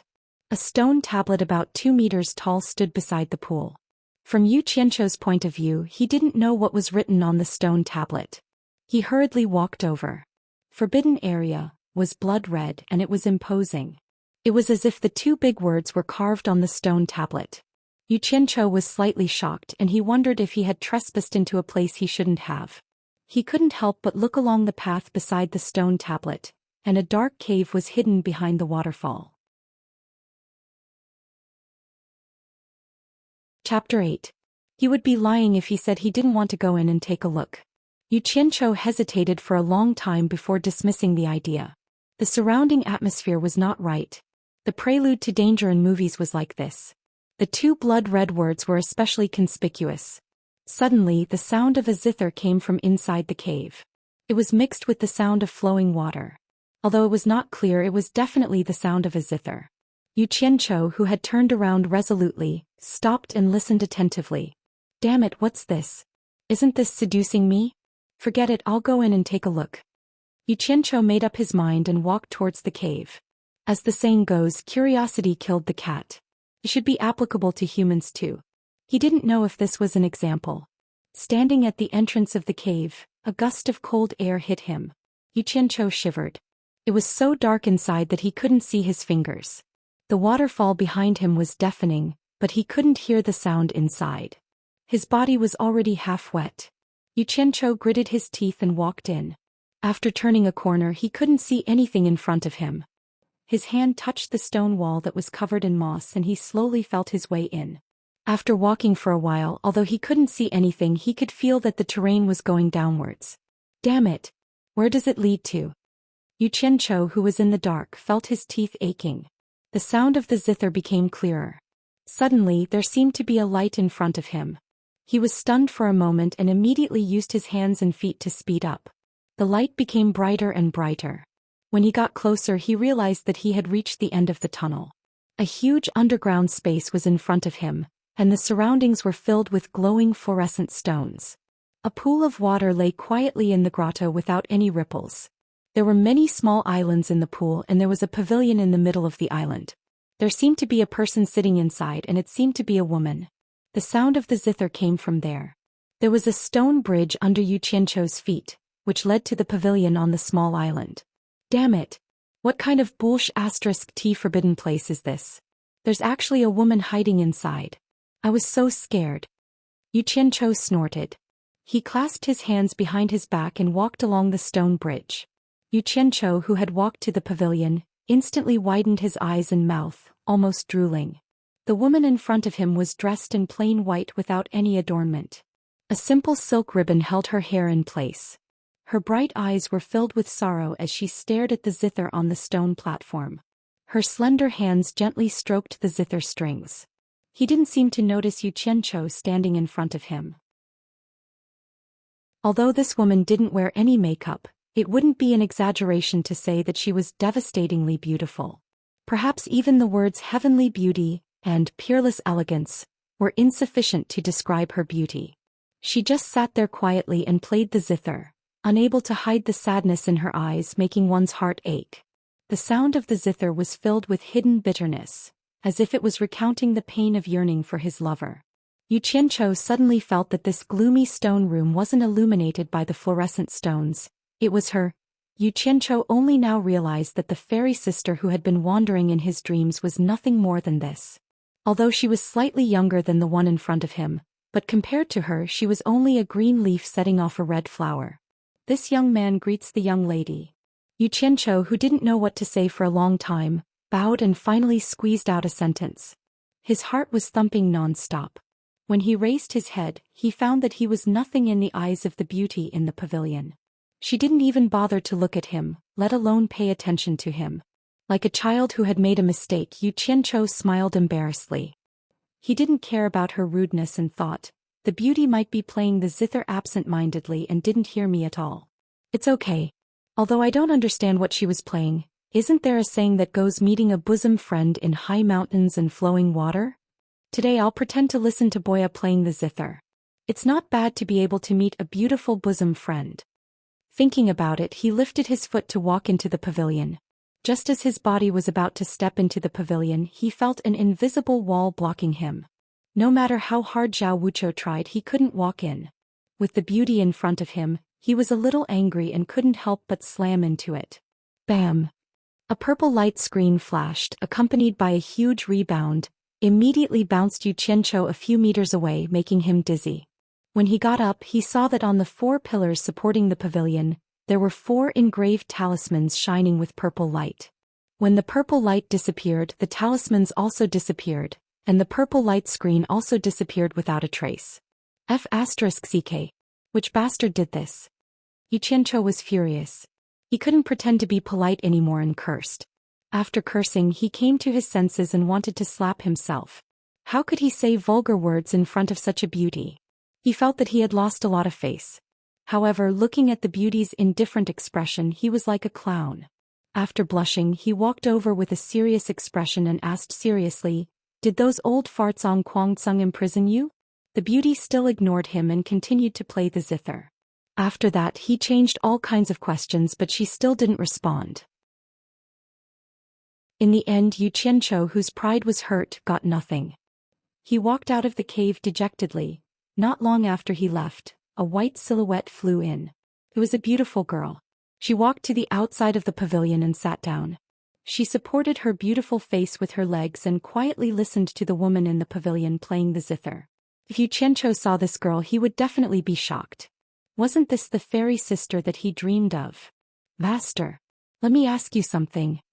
Xianxia, who was holding the wine pot, looked up and saw his disciple's impotent look. He couldn't help but smile. What is it? Do you know about the stone cave in the back mountain? Xianxia asked. Why, you went there? Xianxia was stunned. Seeing his disciple nodding, he immediately said, that was the place where criminals were imprisoned. There used to be many powerful disciples guarding it, so it was listed as a forbidden area. Nowadays the cultivation world is quite peaceful. It hasn't been used for hundreds of years. Otherwise, how could you have entered? That can't be right. Xianxia was puzzled. Why did I see an imprisoned woman in there? Oh, you're talking about that white fox spirit. She was imprisoned by the previous sect master 200 years ago. Originally, she was imprisoned for 100 years so that she could repent and turn over a new leaf. When the time limit was up, she refused to come out, so she kept staying there. White fox spirit. Xianxia was stunned. Master, you're saying she's a fox spirit? What's so strange about that? A fox spirit that has cultivated for 1,000 years can naturally transform into a human form. Xianxia suddenly stopped and looked at his disciple up and down. He smiled strangely. Disciple, don't tell me you fell in love with her because she's pretty? Tisk.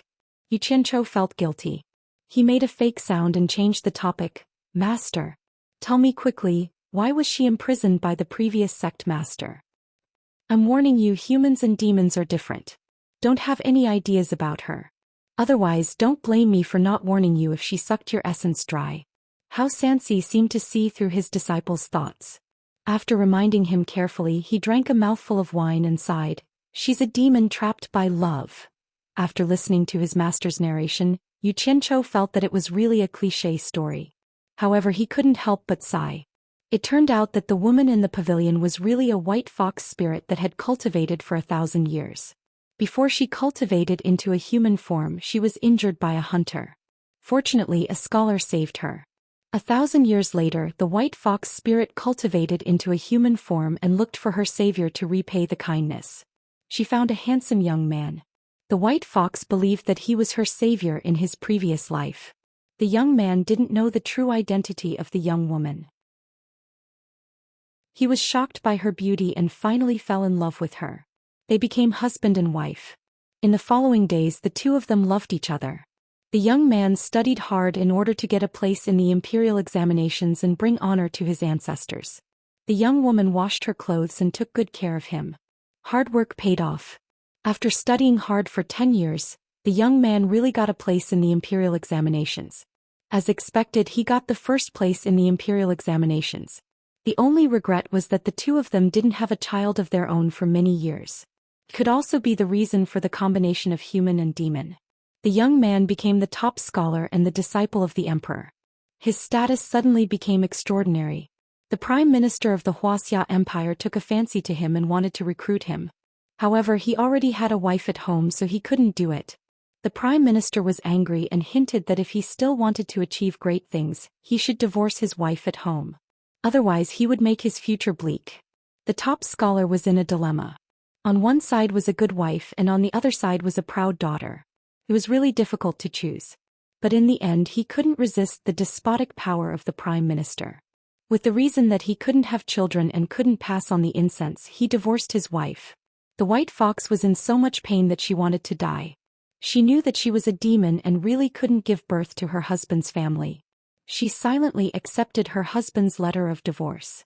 Although she was divorced, the young woman still loved the young man deeply and had been waiting for him in secret.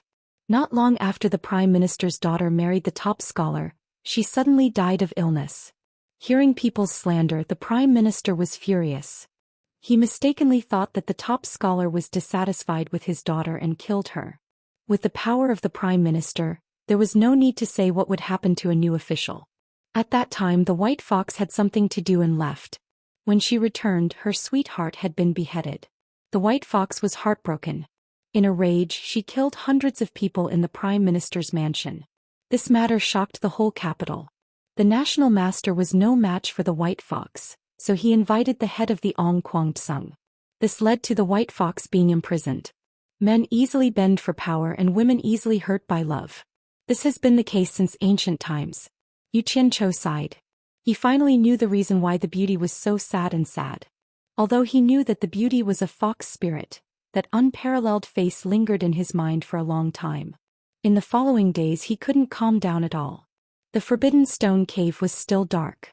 Although he had his master's advice, Yu Qianzhou couldn't help but come again.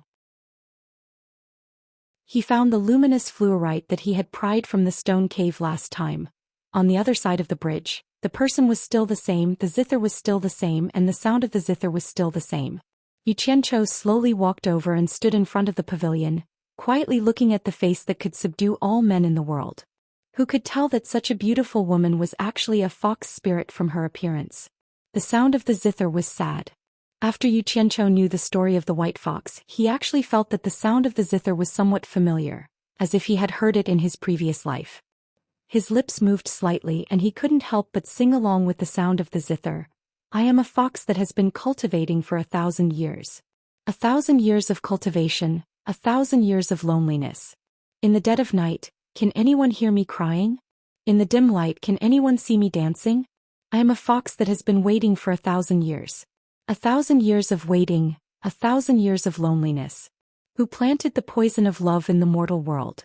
Who drank the poison of love in the vast sea of people? When I loved you, you were poor and studying hard. When I left you, you were nominated for a wedding. Can I dance for you again? I am the white fox that you released thousands of years ago. Look at my fluttering clothes. My vows of love have turned into nothingness. Yu Qianzhou was immersed in the story of the white fox. His emotions were sorrowful and he sang with great emotion. His hoarse voice moved people's hearts. What he didn't know was that when he sang the line, I love you, you were poor and studying hard, the sound of the zither in the pavilion had already come to an abrupt stop. When he sang the line, I am the white fox that you released thousands of years ago. That peerless face that was only for that person and not for anyone else had already quietly lifted up.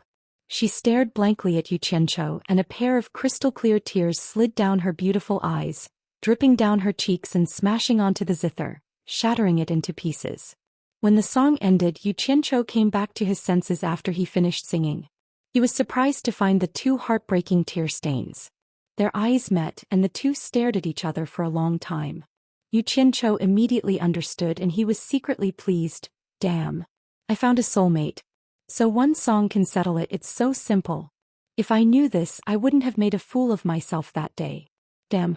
I finally understand, it's no wonder those small singers in my previous life had so many fans when their voices were loud. And they were all hardcore fans. Looks like my voice isn't bad. Although I only have one fan, it's worth 10,000. Not bad, not bad. Next, watch me continue to perform.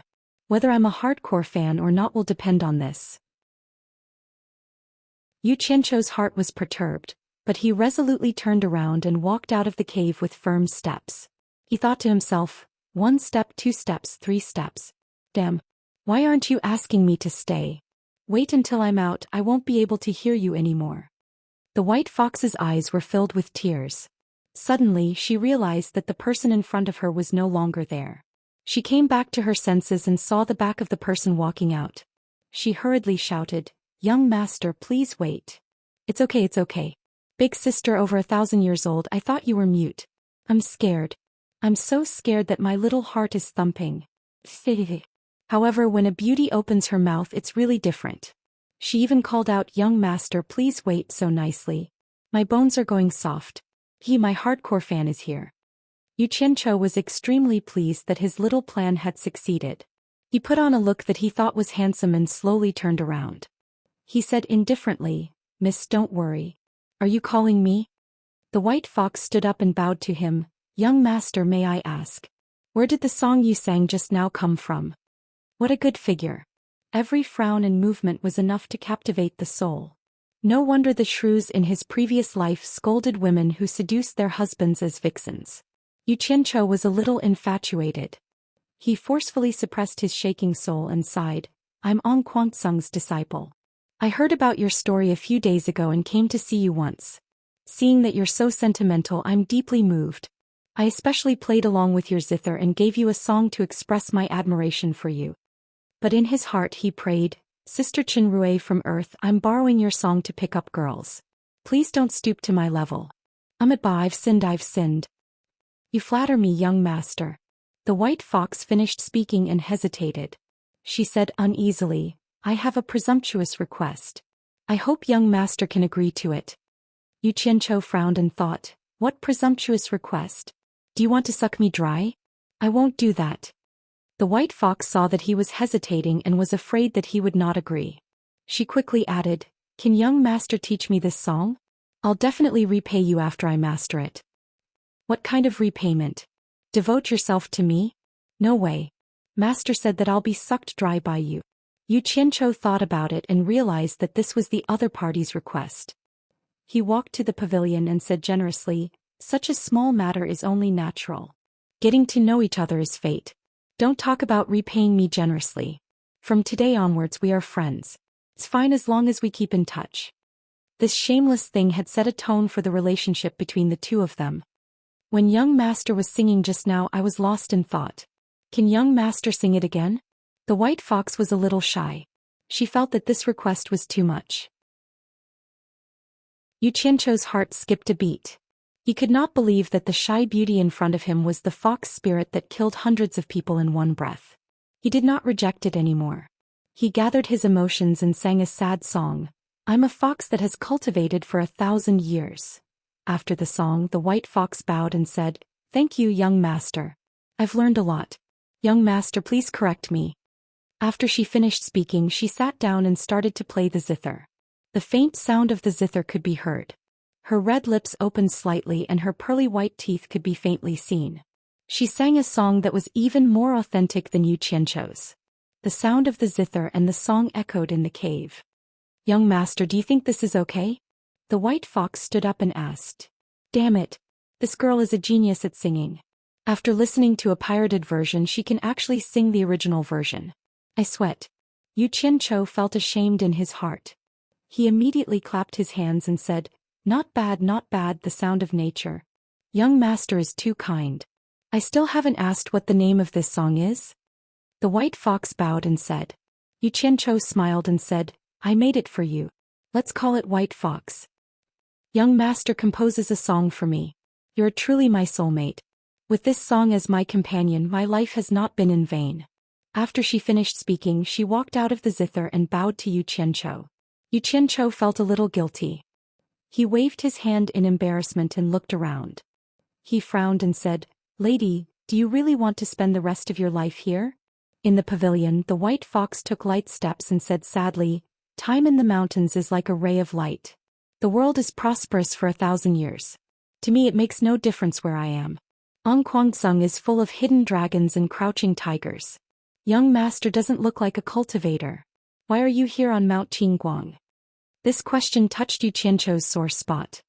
He shook his head and smiled bitterly. He told her how he came to Mount Qingguang and how he became a trash in Angquangsung. So that's how it is. The white fox nodded and said, it is hard to find a soulmate. Being able to meet young master is fate. Allow me to do my best. After she finished speaking, she patted her chest. She opened her red lips and spat out a golden pearl floating in the air. The white fox pointed with her 2 fingers and the golden pearl flew out of the pavilion. A purple light screen immediately appeared around the pavilion, blocking the pearl. The white fox's jade-like fingers pinched the golden pearl. The pearl trembled and a layer of ripples appeared on the purple light screen. The golden pearl slowly squeezed out of the light screen.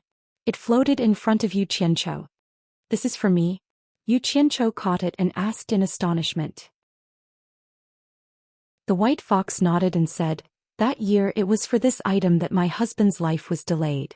This made me feel endless regret. Ever since I obtained it, I have never used it.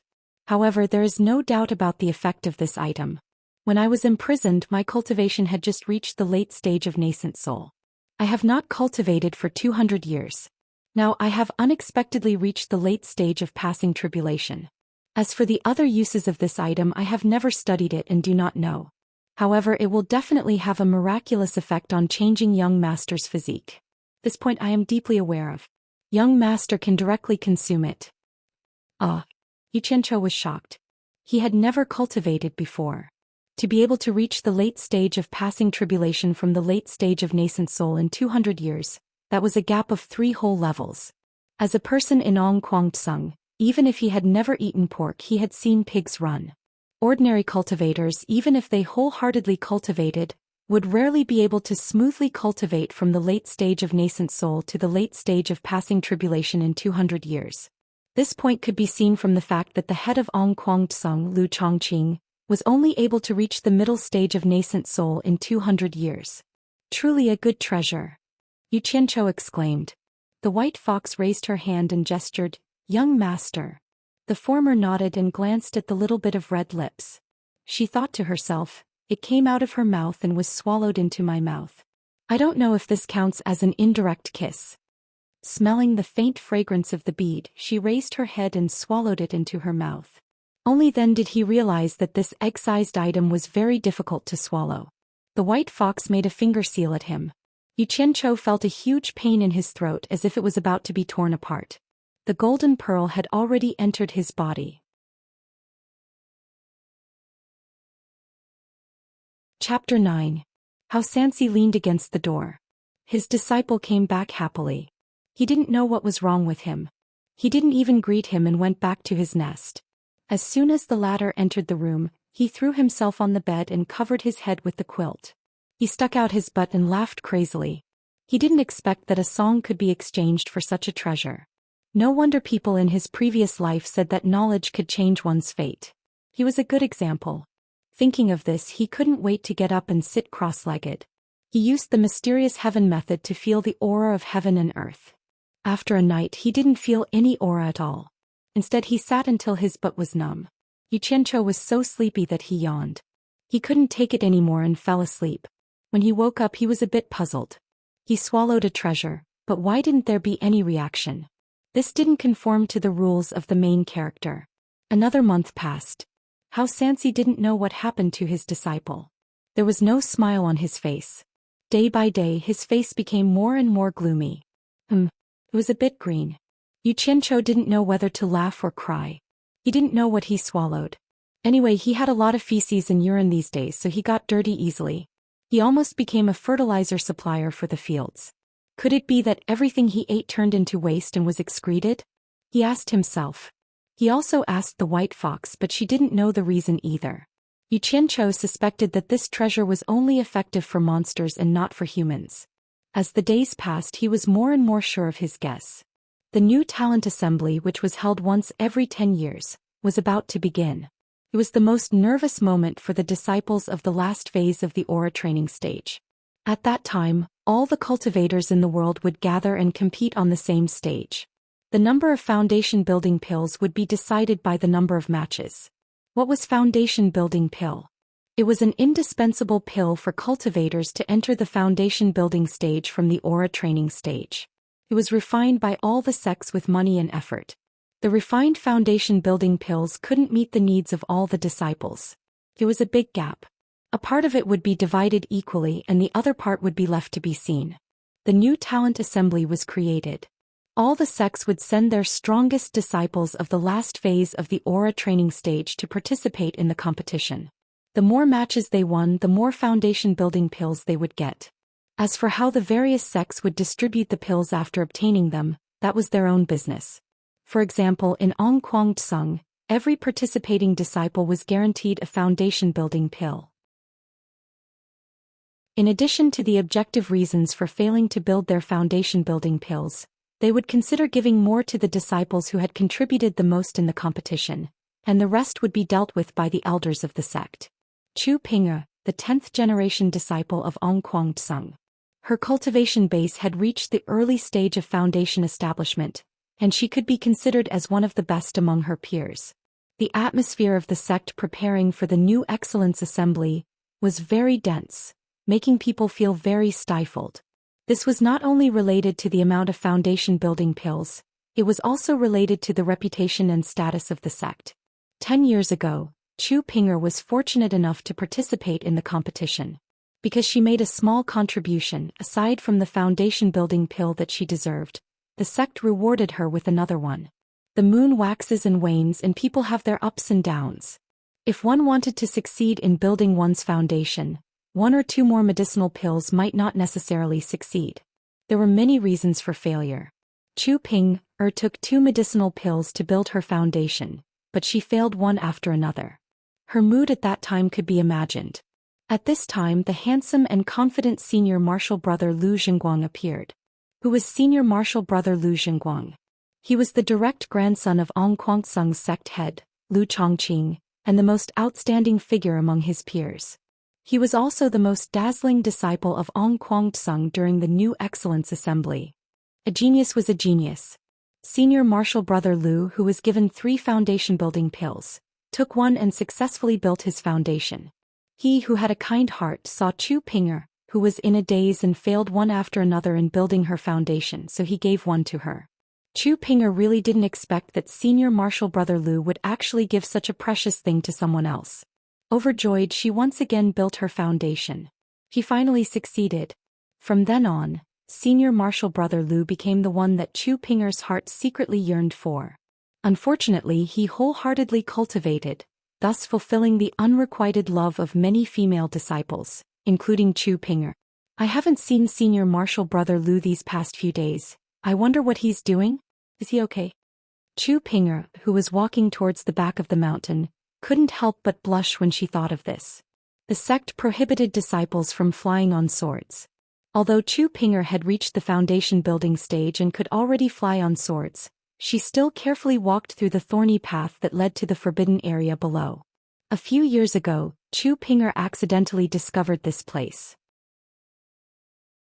After seeing the imprisoned woman in the forbidden cave, she, who had always been confident in her appearance, immediately knew who was superior and who was inferior.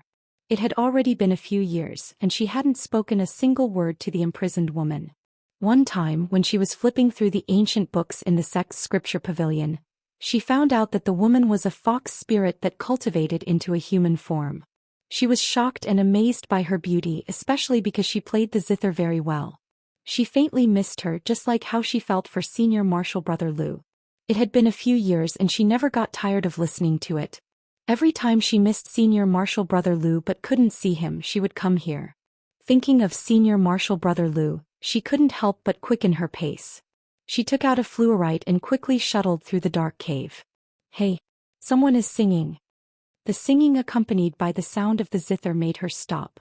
After a little hesitation, Chu Ping'er walked into the grotto and covered her mouth in surprise. She really couldn't believe that the woman who hadn't spoken a word for several years was actually singing. Chu Ping'er flew to the pavilion and confirmed that her eyes weren't playing tricks on her. After a long time, she slowly sat down, supported her chin with her legs, and listened to the woman singing the bitter past. I'm a fox that has cultivated for 1,000 years. Did anyone see me dance in the dim light? When I left you, you were in the middle of the Golden Roll nomination. The vows of undying love turned into nothingness. Chu Ping'er listened to the song and could already imagine the past of the white fox.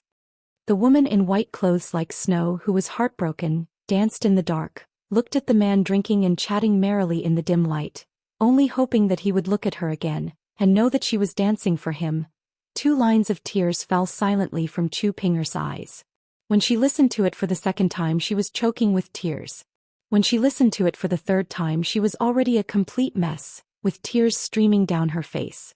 She couldn't listen to it anymore.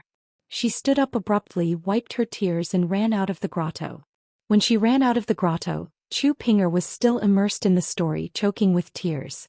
It seemed that this kind of thing was too destructive to innocent girls. She wondered what young master you would think if he knew about it. After a long time, Chu Ping'er finally stopped and looked at the cave behind the waterfall in a daze. She only came back to her senses when she felt her face was wet. She raised her hand to wipe it away and her hands were full of tears. She couldn't help but stomp her feet and say, my face is all wet from crying. What if I meet senior martial brother Lu? What should I do? She turned to look at the clear pool under the waterfall. She seemed to have thought of something and looked around, She didn't know that behind the forest not far away, Yu Qianzhou was looking at her with his mouth wide open. He also didn't know why, with Chu Pinger's cultivation, even the useless Yu Qianzhou didn't notice her. That face couldn't be any more familiar.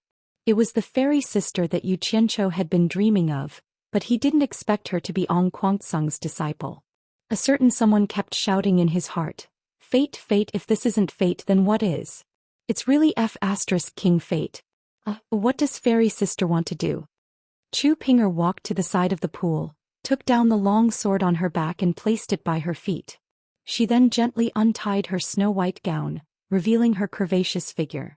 After putting down her gown, her slender hands started to untie the buttons on her collar, one by one. I'm rich. I'm rich." Yu Qianzhou was dumbstruck. His mouth opened even wider and he shouted in his heart, "Strip, strip, continue stripping." As he wished, Chu Pinger, who was by the side of the pool, revealed her creamy skin and 4 limbs. Her slender legs were slender and elegant, and her white lotus-like arms were behind her back. Her slender jade-like fingers pulled on a red rope. Cake seller. The legendary red dudu. Heavens, you're not messing with me, are you? Yu Qianzhou didn't dare to believe that the fairy sister that he had been dreaming of for the first time was actually putting on a strip show for him. He put his finger into his mouth and bit down hard. So painful. This wasn't a dream. I can't waste a heavenly treasure. I'll continue admiring.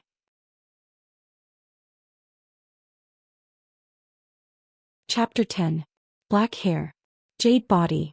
On the upright steamed bun, 2 red cherries jumped up and down. A certain someone swallowed his saliva and murmured, "Protruding front and back, long legs, beautiful bubbling." A thread of sparkling and translucent liquid came out from the corner of his mouth. His nasal cavity was hot and 2 streams of liquid flowed out. He stuck out his tongue and licked his lips. It was a little salty. He raised his hand and wiped it. The back of his hand was bright red. F***ck. I have a nosebleed. Yu Qianzhou screamed. Who? A scream came from the side of the pool. Chu Pinger, who was just about to go into the water, heard someone speak. She was scared out of her wits. She hurriedly hugged her clothes and hid behind the stone tablet. How embarrassing, I've been discovered. F***c, why would I have a nosebleed at this time? Hurry up and run. Yu Qianzhou smiled bitterly in his heart. Without saying anything else, he turned around and ran up the mountain. Unfortunately, before he could run far, a white shadow flitted over his head. Chu Pinger with a red face blocked his way. Clang. A shining long sword was unsheathed and placed on Yu Qianzhou's neck. Chu Pinger's eyes were burning with anger. With one look she could tell that this person did not have any cultivation. He was completely an ordinary person. However, he was wearing Ong Kuangsung's clothes. Her voice trembled a little as she shouted, "Who are you? Don't misunderstand, don't misunderstand. Ong Kuangsung's 9th-generation disciple Yu Qianzhou. We're on the same side, we're on the same side." This girl was burning with anger. Yu Qianzhou was afraid that she would act impulsively and hurriedly explained. The angry and ashamed Chu Pinger was slightly stunned. The name of the trash Yu Qianzhou in Ong Kuangsung was known by everyone. Naturally, she had heard of him. She did not expect that it was this person. It was impossible for an ordinary person to go up Mount Qingguang. Seeing that he did not have any cultivation, she thought for a bit and knew that what he said was true. Looking at the shameless smile of the man in front of her, especially the blood on his face, Chu Pinger really wanted to stab him with her sword. He actually dared to peep at her while she was bathing. He was simply shameless. However, in terms of seniority, this person was his martial uncle. Although he hated him, he did not dare to make a move. Trash was trash. Their seniority was right there. As long as the other party didn't mind, it didn't matter. However, since she dared to lay a hand on her martial uncle, Ong Kuangsung's sect rules were not to be trifled with. It was not something that she, Chu Pinger, could bear. Chu Pinger was so angry that her whole body was trembling when she thought about how she was seen naked by this pervert, but she couldn't do anything about it. Of course, if she were to complain to the sect, Yu Qianzhou would definitely have to bear the consequences. But would she do such a thing? In this era of strict etiquette, if this matter were to be publicized, it would be tantamount to ruining her innocence. She was afraid that her sweetheart would never look at her again. Chu Pinger gritted her teeth and said, "What did you see? Don't be impulsive. Impulsiveness is the devil. With the sword on her neck, this girl's hands were trembling badly. Xianxia was really afraid of her. He first comforted her, then replied, I really didn't see you take off your clothes. He really wanted to slap himself. Pig. Since you didn't see it, how do you know that I took off my clothes? Aren't you looking for excitement? As expected. What did you say? Chu Pinger roared hysterically. Pain came from his neck. Xianxia felt the sword had already cut into his skin. He hurriedly said, I didn't see anything. I didn't see anything. Silence. The two of them maintained this posture and stood there motionlessly. Wrong. Xianxia did not dare to move. He looked at Chu Pinger pitifully, like a lamb waiting to be slaughtered, praying for mercy. After a long time, Chu Pinger's face turned cold. Words jumped out from her pink lips one by one. Despicable, shameless, vulgar, scum, hooligan beast. After that she kicked Xianxia's chest. F***ck. The latter screamed in pain and rolled down the mountain. Dying under a peony flower, becoming a ghost is also a romantic. Which bastard said that? Damn it. If you have the guts, try it. Xianxia, who was lying in a pile of thorns, groaned in pain. After spending a long time he finally got up. When he looked up, the tigress had already left. His body was hurting everywhere. The thorns were pulled out one by one. He walked back unsteadily. Who did it? Xianxia asked in a deep voice. His face was frighteningly pale. Usually, everyone looked down on his disciple. He also knew that it was normal to be mocked. His disciple was indeed too much. But daring to lay a hand on his disciple, did he really think that he, Elder Ong Kwangtsung, was a clay figurine? I accidentally rolled down the mountain. It's not anyone else's fault. Xianxia grimaced in pain. A footprint on your chest, a sword wound on your neck. You can even fall like this. Xianxia sneered. He grabbed his disciple's hand and dragged him out. Follow me to the Green Light Hall. We're going to reason with sect leader Xiang. Wait. Xianxia shouted. How would he dare to go to the Green Light Hall? He would be chased down the mountain. Thinking that his master was not an old-fashioned person, he smiled bitterly and told him what happened. Actually, he did not want to say it. It wasn't something to be proud of. He had to say it. The old man's face was so black that it could bite someone to death. Of course, he emphasized that he did not intentionally see a beauty undressing. Xianxia, who was grabbing his disciple's hand, was stunned. His facial muscles twitched and he suddenly lost his anger. After a long time he said, You deserve it. Master. Let's not talk about whether I deserve it or not. Help me remove the thorns on my back first. After a night, Xianxia suddenly found that his body that was riddled with holes had recovered. There was not even a scar. His swollen face had recovered to its original state. He could not help but praise Ong Kwangtsung for being a blessed land. Not only was it rich in spiritual energy, but it also healed so quickly. He did not come all the way here in vain. Feeling refreshed, he walked around the courtyard a few times, stretching his muscles and bones. But the way his master looked at him seemed a little strange. As the saying goes, once a scar is healed, forget the pain. It was referring to people like Xianxia. These few days he always felt that the scenery of the forbidden pool was not bad. When he had nothing to do, he would go there and take a walk. He comforted himself that he was going to see the white fox. The sunset was infinitely beautiful, but it was nearing dusk. Looking at the sunset, Xianxia returned from the back of the mountain in disappointment. Along the way he was mentally prepared for the endless sarcastic gazes and words. To paraphrase a saying from his previous life, as long as you come out to mingle, there is no way you won't be stabbed. It was changed to, as long as you come out to walk, there is no place without sarcasm. He was already used to it. He walked back indifferently and passed by a pair of female disciples.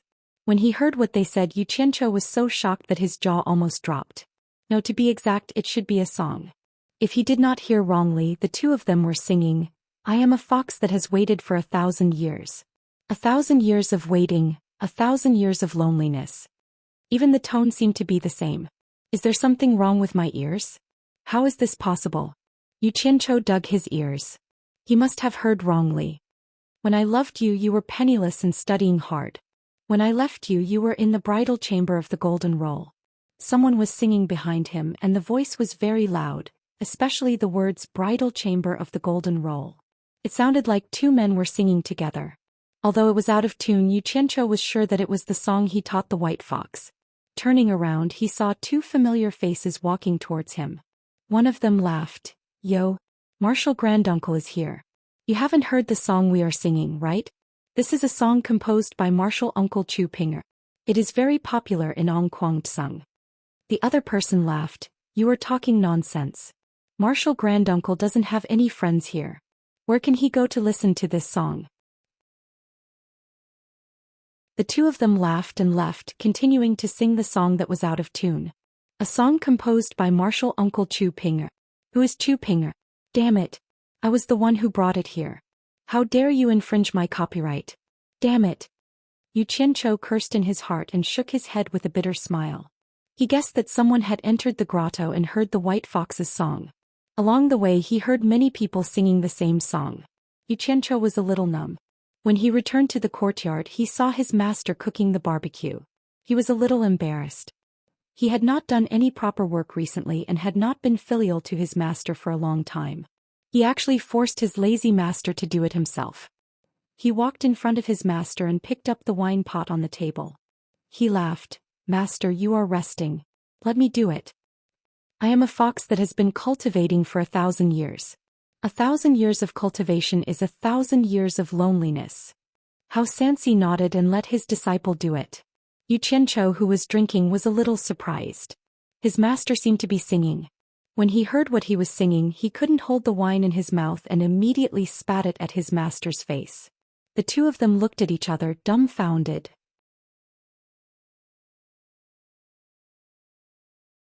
Chapter 11. Xianxia's face twitched as he wiped the wine off his face and said hatefully, "Little brat, what are you doing? My throat is sore and I can't hold it in. I think the injuries from last time have not fully healed and I can't stand this smoke. I'll go back first, please forgive me, master." Finished speaking, he ran back to his room. Yu Qianzhou patted his chest. His master was almost 200 years old and he had unexpectedly started to sing. Although the action just now was unintentional, it was still very disrespectful. Master's a good person.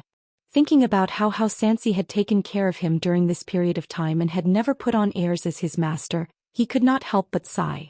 Sitting cross-legged on the bed, he continued his useless practice. This is... Yu Qianzhou, who had entered a state of emptiness, suddenly opened his eyes and his lips trembled as he said, "Spiritual energy." He closed his eyes again in disbelief. It really was spiritual energy. The substance in the air that made people feel refreshed was like a happy little fairy wandering around. Yu Qianzhou was so excited that he was trembling a little. It had been almost a year and he had been sitting in a dull and boring manner every day. Countless mocking eyes. Was it really okay? Everything was for persistence and he firmly believed that he would succeed. Happiness came too suddenly and he did not dare to think too much about it. He stabilized his emotions and got rid of all distracting thoughts. Using the mysterious heaven skill that could not be more familiar, he breathed in and out the air. Since he could feel the incoming spiritual energy, he could also retain it and slowly infuse it into his 8 extraordinary meridians, circulating it in his meridians. His whole body was like a precise machine. The loose spiritual energy circulated for a few rounds and turned into a continuous stream of qi, flowing into his dantian like a river flowing into the ocean. The absorption of the spiritual energy became smoother and smoother, methodically circulating under the guidance of the mysterious heaven skill. With the influx of spiritual energy, the dantian, which was originally a ball, inflated like a balloon. Yu Qianzhou immediately felt his whole body warm and comfortable to the point that he let out a slight moan. The spiritual energy of Mount Qingguang was naturally worlds apart from that of the secular world. Otherwise, it would not have attracted the attention of cultivators and become their own. However, if he wanted to inflate his dantian in one go, it was not something that could be done in a short time. Yu Qianzhou, who was immersed in the pleasure, ignored the passage of time and focused on absorbing the spiritual energy. In the blink of an eye, 2 days had passed, but he was completely unaware of it. His disciple hadn't come out to eat for 2 days. Could it be that he was afraid because he sprayed wine all over his face? Xianxia was a bit worried. Cultivators who didn't need to eat were those who had reached the core formation stage and were able to abstain from eating. If mortals didn't eat for a few days they would die. Is master such a petty person? How Xianxi's thoughts went astray. He was a little unhappy and decided to enlighten his disciple. He walked over and pushed open the door without saying a word. Xianxia was sitting cross-legged on the couch with a smile on his face. His forehead was glistening. He didn't look like someone who hadn't eaten for 2 days. He was in good spirits. The mysterious heaven skill is absorbing the spiritual energy. How Xianxi's mouth opened so wide that a fist could fit in it. His face was full of surprise and disbelief. He stretched out a trembling hand and released a white true energy from his palm. The white true energy swirled and curled into Xianxia's mouth and nose. There was no need to think anymore. His disciple had already learned the mysterious heaven skill. How Xianxi couldn't help but burst into tears. Could it be that God had opened his eyes? When he accepted Xianxia in the green light hall, he was afraid that his senior brother would be embarrassed. He didn't want to embarrass his senior brother, so he did him a favor at little cost. Otherwise, no one would accept this kind of disciple who didn't have the slightest cultivation root. Kwangtsung had been in the cultivation world for thousands of years. He had encountered this kind of thing more than once. But who didn't want their descendants to live to 100 years old? What was the point of entering Kwangtsung? They all achieved nothing and died of depression before they reached 100 years old. People who didn't have the cultivation root wanted to cultivate. The gap that couldn't be crossed was still vivid. At first Hao Xianxi didn't care. He just accepted a disciple who did odd jobs. As time went on, Xianxia's tireless and persistent efforts moved him. He also deeply felt the unwillingness and bitterness in his disciple's heart. But what could he do? He couldn't help at all. He could only try his best to treat Xianxia better. He hoped that his disciple could live a happy life for decades. Was it really heaven rewards the diligent? Hao Xianxi silently wiped away the tears on his face. Looking at the smile on his disciple's face, he was very comforted. Then he went out and left the door unlocked. He sat down cross-legged at the door. He wanted to protect his disciple. This was the key moment of entering the cultivation world. He must not be disturbed. As the saying goes, the sea can accommodate all rivers and the sea is big. When a cultivator just entered the cultivation world, it was the key moment of forming the dantian. Usually, the more spiritual energy the dantian could absorb in the early stage, the larger the capacity of the dantian. This also meant that the future of cultivation would be higher. At such a moment, Hao Xianxi didn't dare to be careless.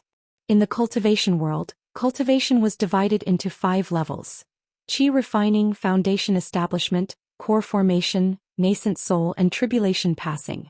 Under normal circumstances, those who couldn't form their dantian for more than 2 days would have a hard time reaching the foundation establishment stage.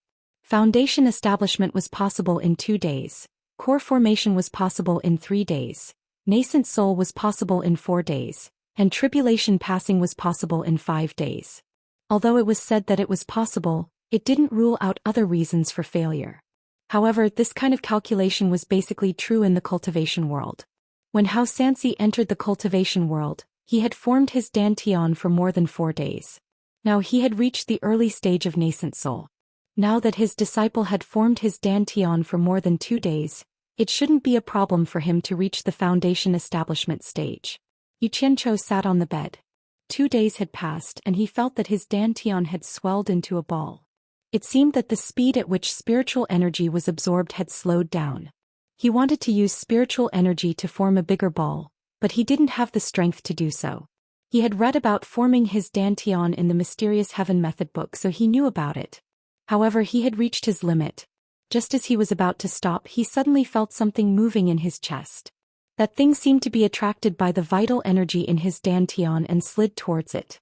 When that thing drilled into his dantian, the originally small dantian suddenly squeezed something in as if it was about to be torn apart.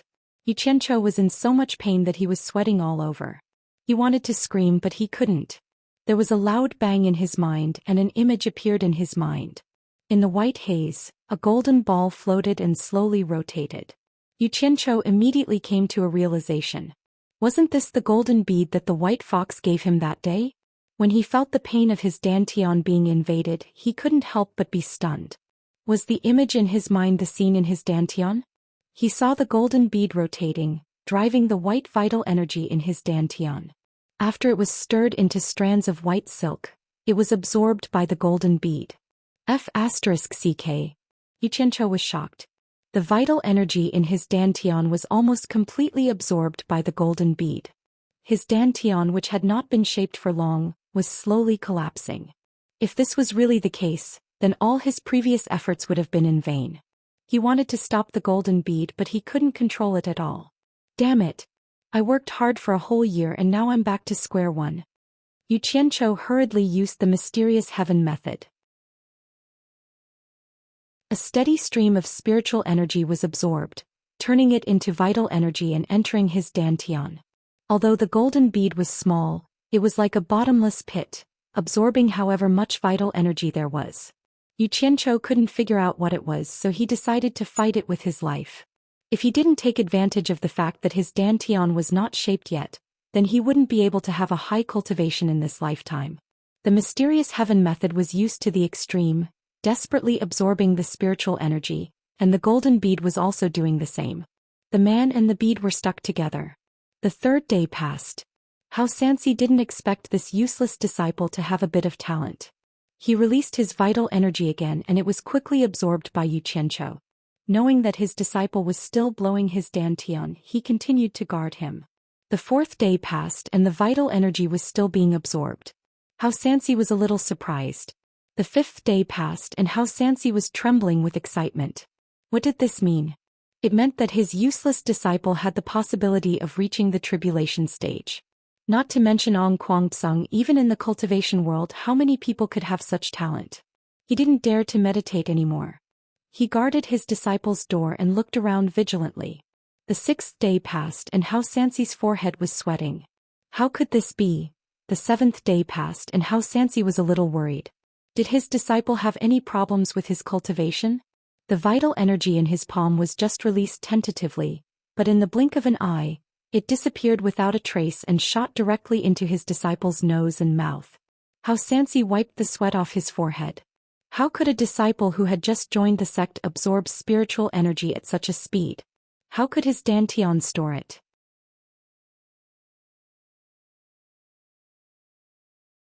Chapter 12. Naturally, Xianxia did not know what his master was thinking. He was trying his best to compete with the golden bead. After an unknown period of time, the golden bead, which had been spinning faster and faster, finally slowed down. It was now spinning at a uniform speed. Xianxia was overjoyed. He thought to himself that this guy was finally full. The true qi that was converted from spiritual energy immediately flowed into his dantian. Cry. When the dantian was 2/3 of its original size, it could no longer be blown up. Xianxia had already cursed 18 generations of White Fox's ancestors. Wouldn't giving him this thing be harmful? With the current situation, he was afraid that he would not even be able to reach the foundation building stage. His dream of flying on a sword would be cut off. Just as he was feeling annoyed, the golden bead that was spinning at a constant speed suddenly gave off a dazzling light. His dantian suddenly became hot. Xianxia could not bear the heat. The true qi that could not be squeezed in for a long time suddenly entered. The fixed dantian bulged again. Xianxia was stunned. The opportunity had come. He did not care so much. Enduring the heat, he raised the mysterious heaven skill to the limit and poured true qi continuously. After an unknown amount of time, when the dantian was 5 or 6 times bigger, the golden bead's light dimmed. It was as if it had woken up and was actually moving according to a fixed path. He could not pour true qi anymore. However, Xianxia was satisfied. According to the size of his dantian, it should not be a problem to cultivate to the tribulation stage, right? Thinking of this, he was secretly pleased. Now that his dantian was successful, he had entered the first level of qi training. He decided to use the mysterious heaven skill as a reference to the first level of qi training. As expected, the true qi flowed smoothly in the meridians. After a few cycles, Xianxia was greatly refreshed. He was overjoyed. Thinking of the second level qi training route in his mind, he gritted his teeth and adjusted his true qi, rushing towards the unfamiliar meridians. The strong true qi rushed all the way with an unstoppable momentum. The pain from the widening of the meridians was unavoidable. Xianxia was both in pain and happiness. He gritted his teeth and forced the second level route to open. His body shook and the true qi circulated a few times. The painful meridians instantly became warm and he felt like he was floating. Comfortable. True qi advance, the destination is the third level route. Yu Qianqiu directed his Jin qi to charge forward again. The unstoppable qi flow surged forward, breaking through all obstacles and circulating in the sky. Baqialu. Target. Rank 4 line charge. Yu Qianqiu's thoughts were everywhere. His Jinqi was still strong but the resistance was tenacious and the pain was immense. Halfway through he had to adjust his breathing to slow down. He cursed in his heart, the Japanese are not good enough. Change the line. The revolution has not succeeded yet. Comrade, you still need to work hard. For the great cause of cultivation, comrades, let's charge. Yu Qianqiu pushed his innate qi to the limit, sweeping through everything in his way. The immense pain made his body tremble a little. He bit the tip of his tongue, held his strength and broke through the last obstacle in one go. In an instant his body felt as if he was soaking in a hot spring and his whole body felt comfortable. His Jinqi circulated again and again, and the feeling of his 8 extraordinary meridians being connected was truly wonderful. After enjoying it he was pulled back to reality. Yu Qianqiu thought to himself, don't tell me that I have mastered the mysterious heaven skill just like that? He had already reached level 4? I'll have to ask Master to be sure. His Jinqi slowly returned to his dantian, and he checked the huge space in his dantian. Suddenly he thought of a problem. If his dantian was so big, wouldn't his stomach become a big belly woman? A month had passed and his disciple still hadn't woken up. How could a normal person blow the dantian for a month? Xianxia stood in front of the bed with a heavy expression. He was sure that something had happened to his disciple. Just as he was considering whether or not to investigate, a scream was heard. Yu Qianqiu jumped up from the bed. He looked as if he had seen a ghost and his hands kept touching his abdomen. After a long time he patted his chest and said, Good, I didn't become a big belly woman. That scared me to death. Suddenly he saw an old face coming over and he was shocked again.